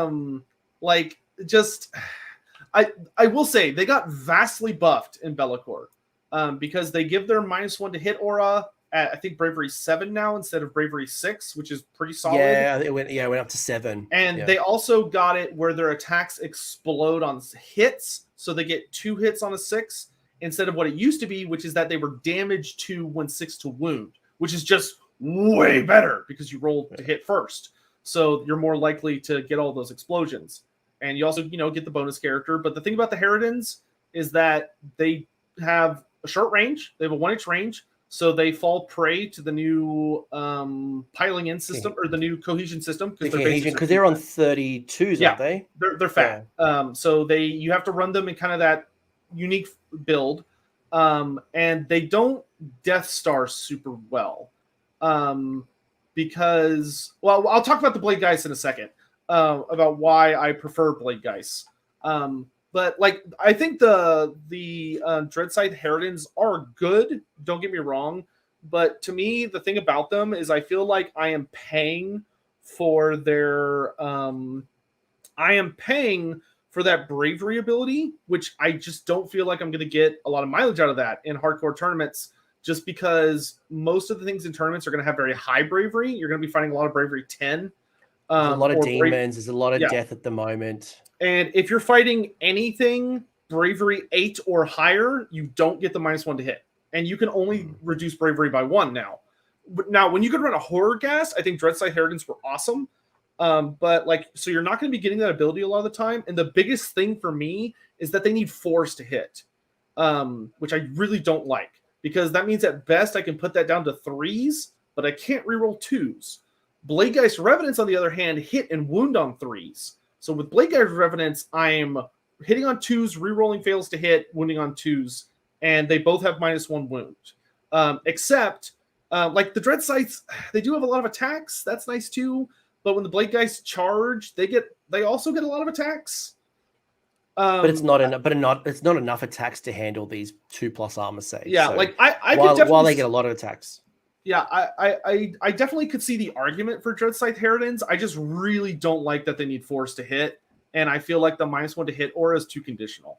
But I can definitely see the argument for it. And look, like we said at the show, this is not the one list to rule them all. You're not gonna go 5-0 with this list in every single tournament. It's just an example we've put together to show off how the rules and AOS 3 is coming into play with the early thinking of Nighthaunt. But as the meta settles, when if Gotrek continues to run rampant around the mortal realms, we might need to start looking at solutions within this book. We might see a new contender. Like, who knows what's going on? But right now, as it stands, this is kind of some of the thinking. But yes, doesn't mean that Dreadscythes are rubbish. It just means they're great in this particular build. It's just Dreadscythes are awesome. I just find the Blade Geist better for the way I like to run them. Give me the high level overview, probably, because we could probably spend 10 million years talking about each of the units, and Well, I'll just tell you how I run them. It makes What's the high level stuff with here's the bubble. So I run my chain RAS as 2 ranks thick in the front. There's 30 of them, so generally they're like 15 ish. And their goal is to make like a semicircle that I hide everything else behind. And the reason I run them 2 ranks deep is because they have a 1-inch range, but they have less than an inch base, so they can reach over each other to attack. And with all the buffs, they're running at 2 attacks, needing 3s to hit, rerolling all fails, and 3s to wound, rerolling 1s to fail. Because Chain RAS have a special ability where if they have 10 or more guys, they reroll 1s to wound, which is just like, you're practically guaranteed to almost get every wound. It's insane how reliable they are at dealing a lot of damage, which at 2 attacks each, at 2 ranks, you can get a lot of hits. I have genuinely shocked people at how much damage they do. They don't have any rend. That's their only downside. But behind them goes the Grimgas Reapers, which will generally run like 7 wide with like 3 guys to keep them in cohesion. And the reason is that the Grimgas Reapers have a 2-inch range. So if the Chain RAS get attacked, the Grimgas Reapers can reach over them, and they have 2 attacks each. They'll, with all the buffs, if I get all the buffs on them, they'll be needing 3s to hit, re-rolling 1s unless the enemy has 5 or more models, in which case they re-roll all failed to hits, and wounding on 2s with -1 rend. Which, though that stacked layer alone has won me games. It's super consistent. It's just super consistent, your damage output. Yeah, and that's the core of the army. Like, that's the heart of the army. And that's why they're Hunters of the Heartlands. I made them Hunters of the Heartlands so that they couldn't have that commandability disable put on them. and that the monsters just can't do shenanigans to them. So just for anyone who doesn't know what Hundreds of the Heartland is, it is one of the 2 new battalions that sit in General's Handbook 2021 Battle Pack. So it's not a permanent thing in this game. It's just right now in this Battle Pack. And the big benefit in that is going to be is that you cannot use a monstrous rampage on them.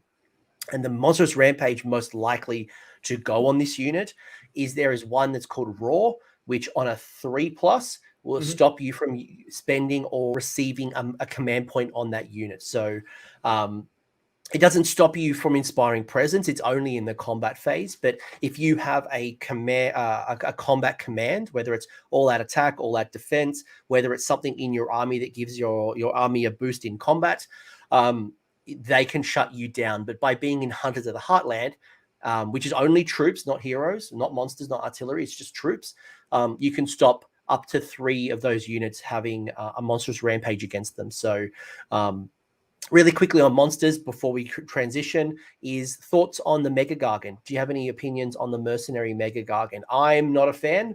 I think if you brought in the abilities of Sons of Behemat, which is a count as 20 against an objective, I would have a different opinion on Mega Gargans. But the fact that they only count as 5, I'm not the biggest fan.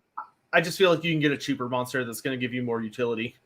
I think it's just too many points. I think it's too many points against your list. It's a big sacrifice. Like, where do you find 500 points from this list? Are the Mercenary Ogres even still legal? Because their points didn't get updated. I think their points have always been the same points as the Mega Gargan. So you just use the points for the Gatebreaker. I think they've always been. They've never had an individual war scroll. It's just a different set of rules. Okay, but yeah, I mean, if you like it, you can take it. But I don't think it's gonna do you any favors competitively. The Dreadside Harridans just keep coming up in chat. People they're just so passionate about Dreadside Harridans. Well, he's probably asking about Dreadblade Harrows. The Dreadblades. Sorry, I've got recency bias. I'm like, we'll just keep talking about it. Cool. Keep going back lists. Okay, so that's like the front layer. Then what I'll usually do is if my opponent is playing an army that can like be really all over the place, I will put the Grimghast Reapers, the Bladegeist Revenants, the Chain Gas, and the Spirit Host in the Underworld. No matter how the game is going, unless it's the battle plan that does not let you put stuff in the Underworld, which there is a battle plan that does that. Yes. I always put the Spirit Host and the Chain Gas in the Underworld. Always. Just to give me kind of like an extra bank to counter someone if they're trying to do some weird shenanigans. Or if I need to suddenly appear on the other side of the table, Spirit Hosts are a really good harass unit that are very good at like minding their own business, because you just drop them on the table, and they each have 6 attacks, and you're just fishing for 6s. They have 6 attacks each, and on 6s they deal mortal wounds. So you roll 18 dice and just hope you get as many 6s as you can. And they have a 4-up save. So they're very effective at being dropped on like a shooting unit, or like a wizard, or something that's like not really well defended. Like if I see my opponent has like a necromancer and he's like kind of in the back, and I see I can drop at that outside 9 inches and maybe get a charge on him, I'll go for it. Because the Spirit Hosts are like, they're just a bonus cookie for me. The Chain Gas are a support unit that are like a just in case, where the Spirit Torment, his rule where he's got that aura where he gives everyone reroll 1s to hit. If for some reason I need my army to bubble out wider, because maybe I'm trying to like hold on to 2 objectives that are further apart, or my opponent is like coming at me from 2 directions and I'm trying to like hold them off or something, the Chain Gas extend the aura of the Spirit Torment by another 12 inches. So you drop them 12 inches away and they give you another 12-inch bubble. Yeah. So it becomes a 36-inch bubble instead of a 24-inch bubble, which is pretty great. Also, their shooting attack hits surprisingly hard. There's only 2 of them, but they do D3 attacks each. Hit on 4s, wound on 3s at -2 rend, which can be really good for just pinking someone in the head. And they're, it might be worthwhile. And if you've got that extra command point from Kurdos, stand and shoot. I was going to say it might be worth Unleash Hell, although you do get -1 to hit if you use Unleash Hell. It just gives you another tool in your toolkit, especially knowing that you can't use all that defense. Yeah, and the big thing with the chain gas is one of the ways I really like to use them is I'll actually usually let the Blade Geist Revenants go off by themselves. I'll let them go on like a suicide mission. Because the thing about Blade Geist Revenants is they are mean. Blade Geist Revenants on their base profile are 2 attacks each, 3s to hit, 3s to wound, -1 wound. However, if you run them with if they get the charge, which in my army, because of the +3 inches to movement, they have a base of movement of 11 inches. So they can move really fast, and if they get the charge, they get +1 attack. So they're so they get 3 attacks each. And the thing you can do that's really cool with them is if I run them off by themselves to like go take an objective that's being guarded by like a tiny unit, or like there's an isolated character who's not like a super stompy monster or something, I can throw the Blade Geist Revenants at them, and I'll summon the chain gas and put them outside 9 of that combat. But since they're wholly within 12 inches of the Blade Geist Revenants, even without the Spirit Torment, the Blade Geist Revenants get to reroll all failed to hits with the chain gas. So you just drop them down, and they're in range of shooting. They have a 15-inch range on their shooting attack for some reason. I don't know how the board size has shrunk as well, so that 15 inch is going to get more value, because you might go, oh, 15, it's not that large. But actually, with the shorter sizes and the ability to get into combat or into the middle of the board quicker, that 15 inches is actually quite generous. Yeah, and so it makes a really nice little strike force, because 3s to hit, rerolling all fails, and then 3s to wound at 3 attacks each on like 6 or 7 guys being in range, that'll hurt. Like that's pretty nasty. And the last thing is that the Black Coach goes with them, or he goes by himself. The Black Coach is a nightmarish monster, or it's not a monster, but it's a nightmarish piece. No. Anyone who's ever fought one, or Nighthaunt, has probably fought a Black Coach and has probably hated it. It is a mean piece. It's a love-hate relationship. I'll be honest. It's love-hate because as an opponent, I strike before it powers up. So I'm obviously at the mercy of my opponent. If you get lucky with those dice rolls and you power up that Black Coach quickly, I know I'm in for a big missile coming at me. But if I can chip at it before it powers up, and you don't get enough of those successful rolls, then that's my time to strike, and I can usually neuter it pretty quickly. Yeah, the thing about the Black Coach that's so funny is that really you just needed to get to power level 2. So you just need 2 4-ups over the course of all the battle rounds, because at power level 1, it gets the ability to heal itself and resurrect D3 models. So like if I'm going for a good strike force because I'm trying to contest like something big, I'll send the Black Coach, the Blade Geist Revenants, and the Chain Gas, and they'll all work together as their own little squad. That because the Black Coach is able to resurrect dead models, so he'll be resurrecting the Blade Geist Revenants to keep them good. And sometimes I'll like send a character with them, like the Knight of Shrouds is kind of my like character that I can afford to throw away, because that +1 to hit aura is good. But if I like really need that ward save on my guys, or just a support character, he can go with the strike squad, and I can just use all out attack or grief stricken to get that +1 to hit. Do many of your units have, just thinking about this, do your units have a lot of champions in it? So can your units issue commands? Some of them can. The Chain Rasp board has a unit champion. Actually, no, they all do. Okay. The Chain Rasp board has a unit champion. The Grimghast Reapers have a unit champion, and the Blade Geist Revenants, who I send by themselves in the FAQ, are an elite unit. So all of them count as unit champions. Yeah, okay. So they can. I was just thinking about that, because if you don't have a unit champion, you're going to need some type of hero to support them so they can self-buff. Yeah, so yes, the Blade Geist Revenants can hit themselves with Commandability. So they can give themselves all attack for that +1 to hit, even if they're off by themselves. Or if they take a lot of damage and you're worried about morale, you can pop whatever it's called. Or if they kill everything and there's like 3 of them left over there, they can throw Rally on themselves, which can be really good. And then the last thing in that list, we've talked about the Black Coach. The Black Coach. We want to talk about the endless spell. I sidetracked you. You're about to talk about the heroes. So the Mortalis Terminus. About this thing is so goofy. They tiny nerfed it, but it's so good. The nerf made me laugh. So the Mortalis Terminexus has a 15-inch summon range, which is stupid already. So you can drop you summon it with a wizard. You can drop it anywhere within 15 inches. The second it lands on the table, you can either speed up time or slow down time. If you speed up time you roll a 2-up for every single unit within 6 inches, not hold within, just within. And on a 2-up for each unit, they take D3 mortal wounds. So if your opponent is Death Starring or he has a lot of support characters, a lot of wizards, you just go boop, and it just starts blowing up.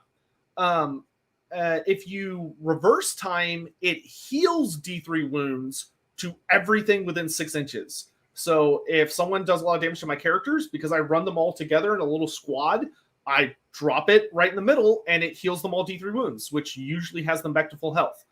And it doesn't bring models back. No, it cannot resurrect models. Correct. So so this is going to be great for things like your spirit hosts or your multi-wound models. If you had is it chain rasps or grimghasts, which have almost it's definitely for your characters or the black coach. Really, I mean that's where it's going to be going. But the thing I love about it so much is that I've had plenty of games where I'll drop it in the enemy rank because I'll summon it on turn 1. Because turn 1, 15 inches is usually enough because I play very aggressive with my Nighthaunts. 15 inches, I can usually reach across the deployment zone with that. Not always, but sometimes. It's one thing I've learned in Age of Sigmar 3 is how generous those auras now are. I was playing a game against Legion of the First Prince, and I played against this the Khorne Demon Prince, and it has an ability to halve your movement within halve your movement in charge, or your run in charge within an aura of 18 inches. And when I was playing the game and my opponent put the model in the center of the board, 18 inches kind of around it takes up most of the board. So you'll be surprised, while 15 inches sounds like it's not too much, again, with the reduced size, both the depth and the width of the board, you will affect a lot of the board. I can't stress that enough. It's just the radiuses and the impacts of the board changing. Once you play it, you realize how generous that is now. Yeah, and I will say I have noticed in 3rd edition that going from TTS to playing in person is weird feeling, because in person it feels like the auras are not that long. It feels like everything is really short. On TTS it feels a lot bigger. I don't know why, it just does. But the big thing about the Mortalis Term Nexus is that, and the most important thing that you cannot underestimate about this thing, is that in the new Endless Spell rules, it goes off every hero phase. Yes. So as a damage dealing piece, it is brutal. You just drop it over there 15 inches and it can move 8 inches every hero phase, which is it's a fast Endless Spell. So you just that's another really good point, is the fact that it happens in both of the phases. So really, really good. So you could use it. So can you go one side speed up and then the other one turn it down? So in your phase, every hero phase, you just say what it does. It's like cogs. Awesome. So you could be double healing or double damaging in a battle round. So if you're desperate for a heals and you get a double turn, you can heal yourself twice. Or if you throw it, generally what I'll do is, if I don't need it for the heal, I'll throw it at the enemy. It'll land among them and it just follows them unless they dispel it, which is going to waste a spell slot. So it just follows them around, just going boom, boom, boom, boom. Which it's a mean spell. And to answer Jonathan's question, I'd probably say Emerald Life Swarm is probably a bit overkill for this army because you've got so much healing and regeneration already. Yeah, the thing about Emerald Life Swarm is the only reason I could think I would want Emerald Life Swarm would just to have another annoying endless spell that my opponent may be forced to waste a spell slot during his turn. But I don't think that's worth losing some models.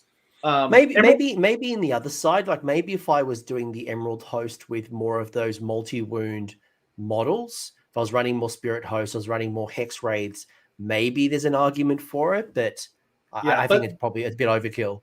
The fact that the Mortalis can just flip to either being a heavy damage dealer or one of the best healing pieces in the game for characters, and that the Nighthaunts already are probably one of, if not the best, when it comes to bringing models back on the table, between Lord of the Spirit Host, the Spirit Torment, who brings back D3 guys. So that's D3 guys for Lord of the Spirit Host. I get guaranteed. Start of the hero phase. Start of the battle shock phase, no matter whose turn it is, as long as 4 enemies died, whether in combat or from shooting or whatever, I get another D3 guys back. And then if it's my turn, I can use No Rest for the Wicked to get another guy back from Lady Ollander, and I get another D3 guys back for the Black Coach if he's within 12 inches. And then I get, if I need to, I can cast a spell to get either D6 guys back for summonables, which is everyone in my army, except for my characters, or 2d6 guys back if it's my chain rasps. Like, I can bring back a lot of minis. There's enough. There's enough. Yeah, there's enough. You need Emerald you don't need Emerald Live Swarm. Yeah. But if you want, awesome, do it. But I think you're right. I think it's a bit overkill. I think overkill. Absolutely. There's enough inbuilt regeneration that you don't need it. And yes, Jonathan, stop it. He's already dead. Well, actually, the opposite. Stop it. You've already hit your unit limit, so you can't go over your limit size. Imagine that. Imagine you could actually go above just through regeneration and summoning. Like, it's just like you start with 10 and you end up with like 50 chain rasps in each unit. I don't think it's necessarily like a viable tactic. Can't zombies do that? Can't they go above their starting size? This is not the zombie show. Like, I'm going down this rabbit hole. But yeah, it's a great endless spell. It did go up in points, but the reason obviously is because you get to use it twice. You get to use it in yours and your opponent's hero. Your opponent's and they turn can't take it away from you unless your wizards die. Correct. So because you're predatory, it's controlled as long as you stay within 30 inches of it, and your hero doesn't die. The person who summoned it. So if the person who summoned it dies, then you lose control of it. But assuming that wizard still is around, you remain in control, and you can speed up or slow down time with it. Yeah, because that was the thing, is that it used to be a horrible endless spell. Because it could be, you would like summon it to deal damage and then they would heal, or you would summon it to heal yourself and then they would deal damage. So it was terrible. It was stupid. But now it's amazing because you don't lose control of it. And the debuff they did was so silly. The only debuff they did is that in 2nd edition, it guaranteed did D3 mortal wounds. And then in 3rd edition, they changed it to it has to do a 2-up. that was the only thing that changed. It was just like, woo. Okay. Right. Yeah, but there'll be a time where you'll roll that 1 and you'll just like it does happen. It does happen. But no, this is really cool, man. I really like the list. I'll just show it back up again for anyone who might have joined us late. But I've really enjoyed this list because it's just showing off that again, early on, I've seen the Nighthaunt community being really down, and I think they focus too much on what they've lost, and that would be things like the re-rolling ones to their save. I think that was the key thing. And then they doubled down on the fact that they don't have monsters. But if I think about the discussion that we've had so far and the fact that there's not all doom and gloom, there is a lot of natural ways to buff your units. There's a lot of good things around the shrinking of the board, whether it's through buff auras, whether it's the way that there are less bodies on the table, which means that there's still really good ways to play with board control with the underworlds and the teleporting. The fact that objective play has changed a lot, and the way that we score victory points now has changed because it's not about how many objectives you control, but more about a certain amount of objectives. So you're not punished nearly as hard. And the fact that you've got Rykenorz and the Emerald Host. So regardless if you want to go one way or the other, Broken Realms Be'lakor brought in some additional rules that I think really have leveled the playing field for Nighthaunt. So I don't see it all as doom and gloom. Are you the new Archeon or the LRL or Marathi Go-Trek combo? No.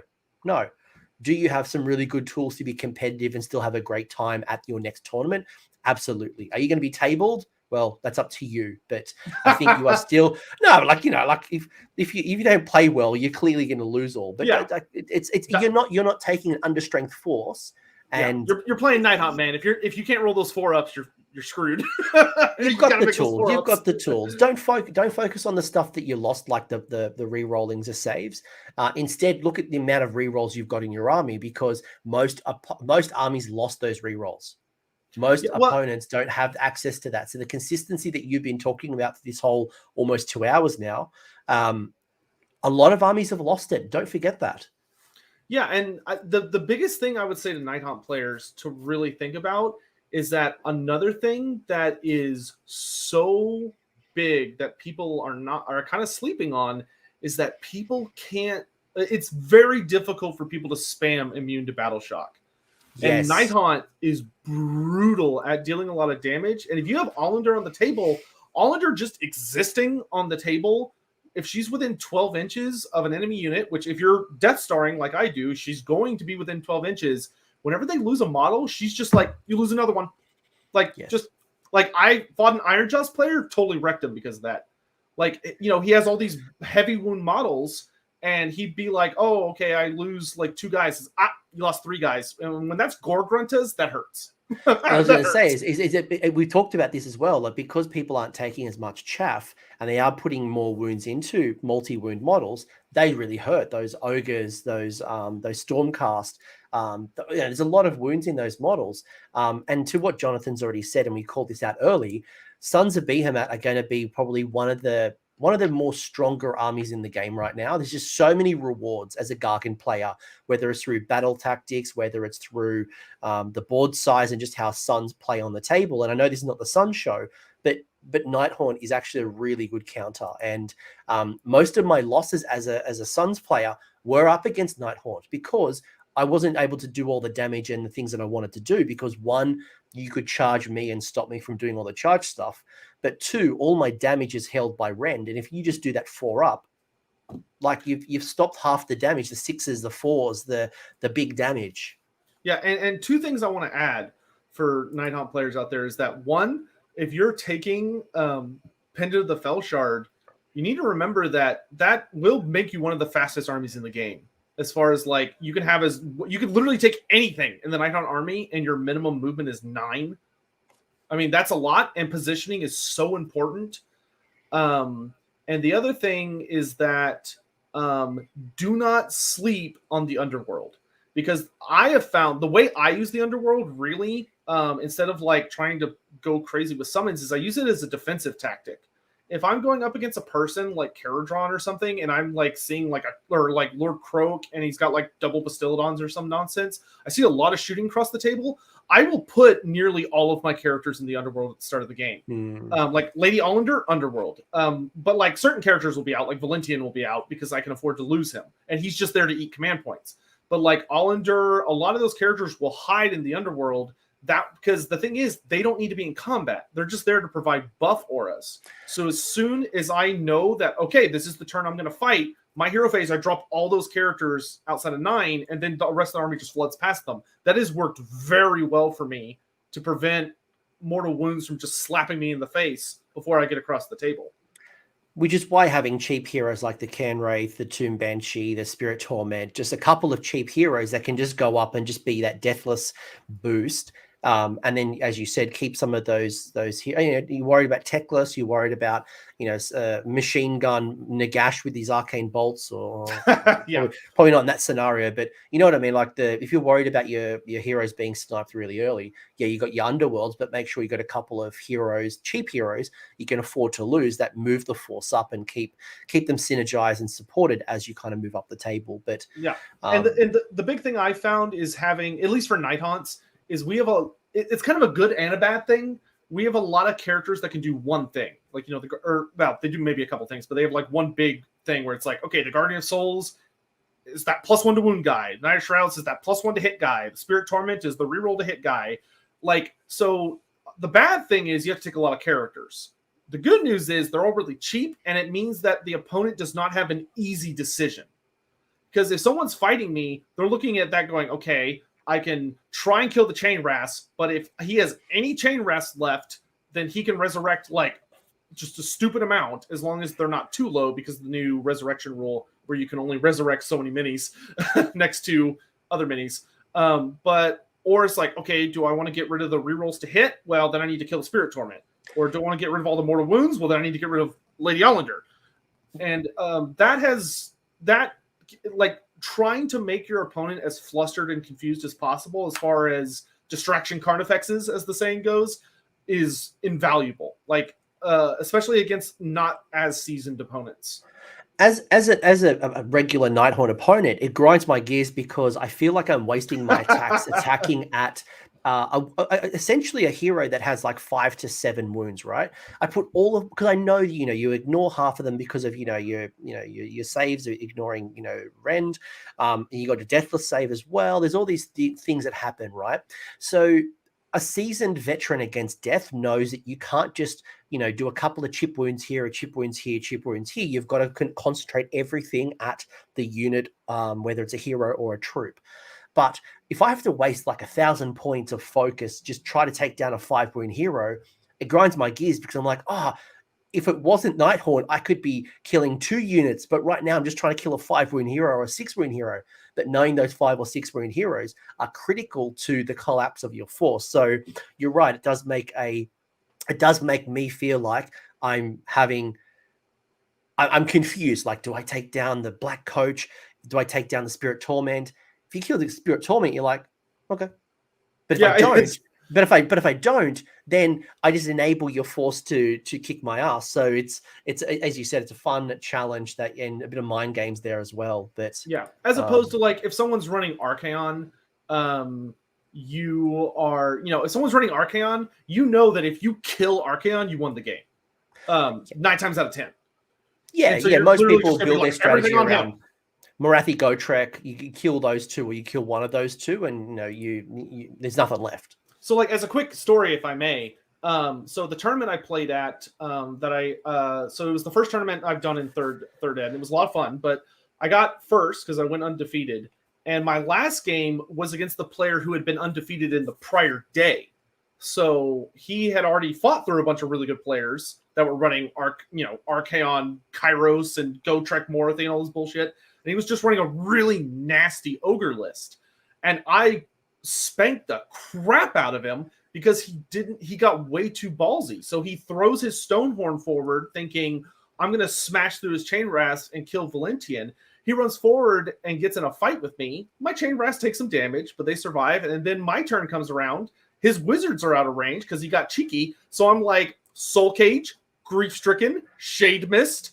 And so you fight last in combat. You have -1 to be wound, or -1 to wound me, -1 to hit me. I have +1 to hit you, and my entire army charges. And you fight at the end. He died instantly, even with a 2-up save that I could not get below a 2-up, mind you. He just couldn't save that many dice. He just got swarmed and eaten alive. And that was turn 2. Like, it was a really strong character, but my Chain Rasp, I'm like, okay, I'm gonna roll 60 dice. I need 3s to hit, reroll fails, and 3s to hit, 3s to wound, reroll 1s. And like, I think people are doing that right now. And I think that's probably a really nice way to end the show. And as Sean's laughing his ass off, Nighthaunt people aren't talking about. No one is talking about Nighthaunt, so I think you're gonna catch your opponent off guard. They're going to think that you're an easy win potentially. You don't have a lot of monsters. You don't seem to like this. This is the perception of Nighthaunt, right? Is that they don't have the tools to be competitive. People are talking about, as you said, the Archaon and Kairos. They're talking about Morathi and Gotrek. They're talking about LRL. They're talking about these troops.